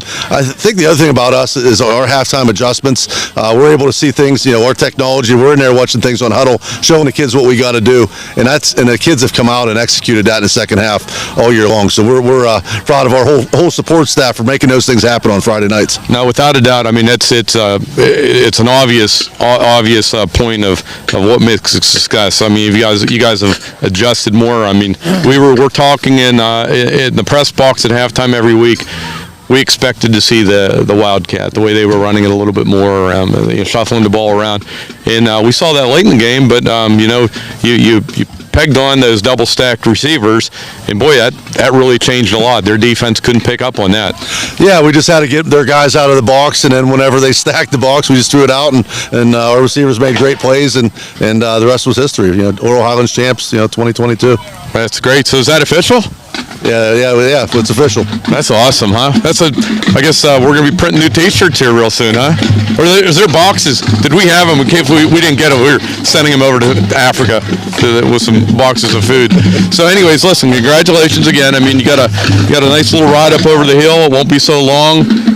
With this victory under your belt, we take on the Rev Devils for senior night back at Hurlinger Field, so that's pretty exciting. I'm excited because, with my son being a senior this year, finish out his regular season career under your guidance for the past 4 years. But, down here in Chestnut Ridge, they're known for apples, right? I mean, there's orchards all around us, right? Yeah. Why is it called Chestnut then? Why not Apple Ridge? I don't know. Maybe you should talk to somebody. Maybe they can change it. I think it was the English, whenever they came to America, probably the Indians, and they just knew it was Apple Ridge, and they didn't like that, They never really tried to go up that mountain. They sort of stopped there, so I don't know. Maybe run that past your history department this week, all right? Yeah, absolutely. We'll check it out. I got a little gift for you, okay? So I'm going to deliver it. I'm going to deliver it to you. It's in my truck and everything, okay? So a little snack for you and the coaching staff going over the hill. I think you'll enjoy it. Appreciate it. Thanks. All right, we'll see you later on. Guys, back to you from Apple Ridge. Good job, PJ's out. Great job. Yeah, so congratulations to the Richland Rams. They are the Laurel Highlands Conference Championship champions. I keep saying championship. Champions. Champions of the Laurel Highlands. So very good job. kudos to them again. And again, we're going for our 5th straight district title, Fred, Right, which that's is probably history. unprecedented. That'll be history making, there for sure. No one's ever done it. There's been a couple teams go with 4 in a row, which we're one of them, and no one's ever done 5. So let's keep it rolling. Keep it rolling. Yeah, keep it rolling. We'll see you all again next week as Central Cambria will come in. We'll just run down some final stats. Yeah, thanks, Stone. So Sam Penna on the night was 10 of 14 for 298 yards, 4 touchdown passes. Austin Yarnick, 7 receptions, 214 yards, 3 touchdowns. Evan McCracken, 27 carries, 157 yards, and 2 touchdowns. Zach Hancock, 5.5 sacks, 6 tackles for a loss. The Rams had 582 yards of total offense. So congratulations again to the 2022 LHAC champion Richland Rams. We'll be back again next week at Hurlinger Field. The good part about that, if you can't make it to the game, you will be able to watch the video stream and listen to myself, Fred, and PJ. So on behalf of us and our producer, Stone Mangus, Lanigan McCulty, and Sophia Mihai, our students, good night and have a good week, everybody. We'll see you all again next week. You have been listening to the Richland Ram Football Network.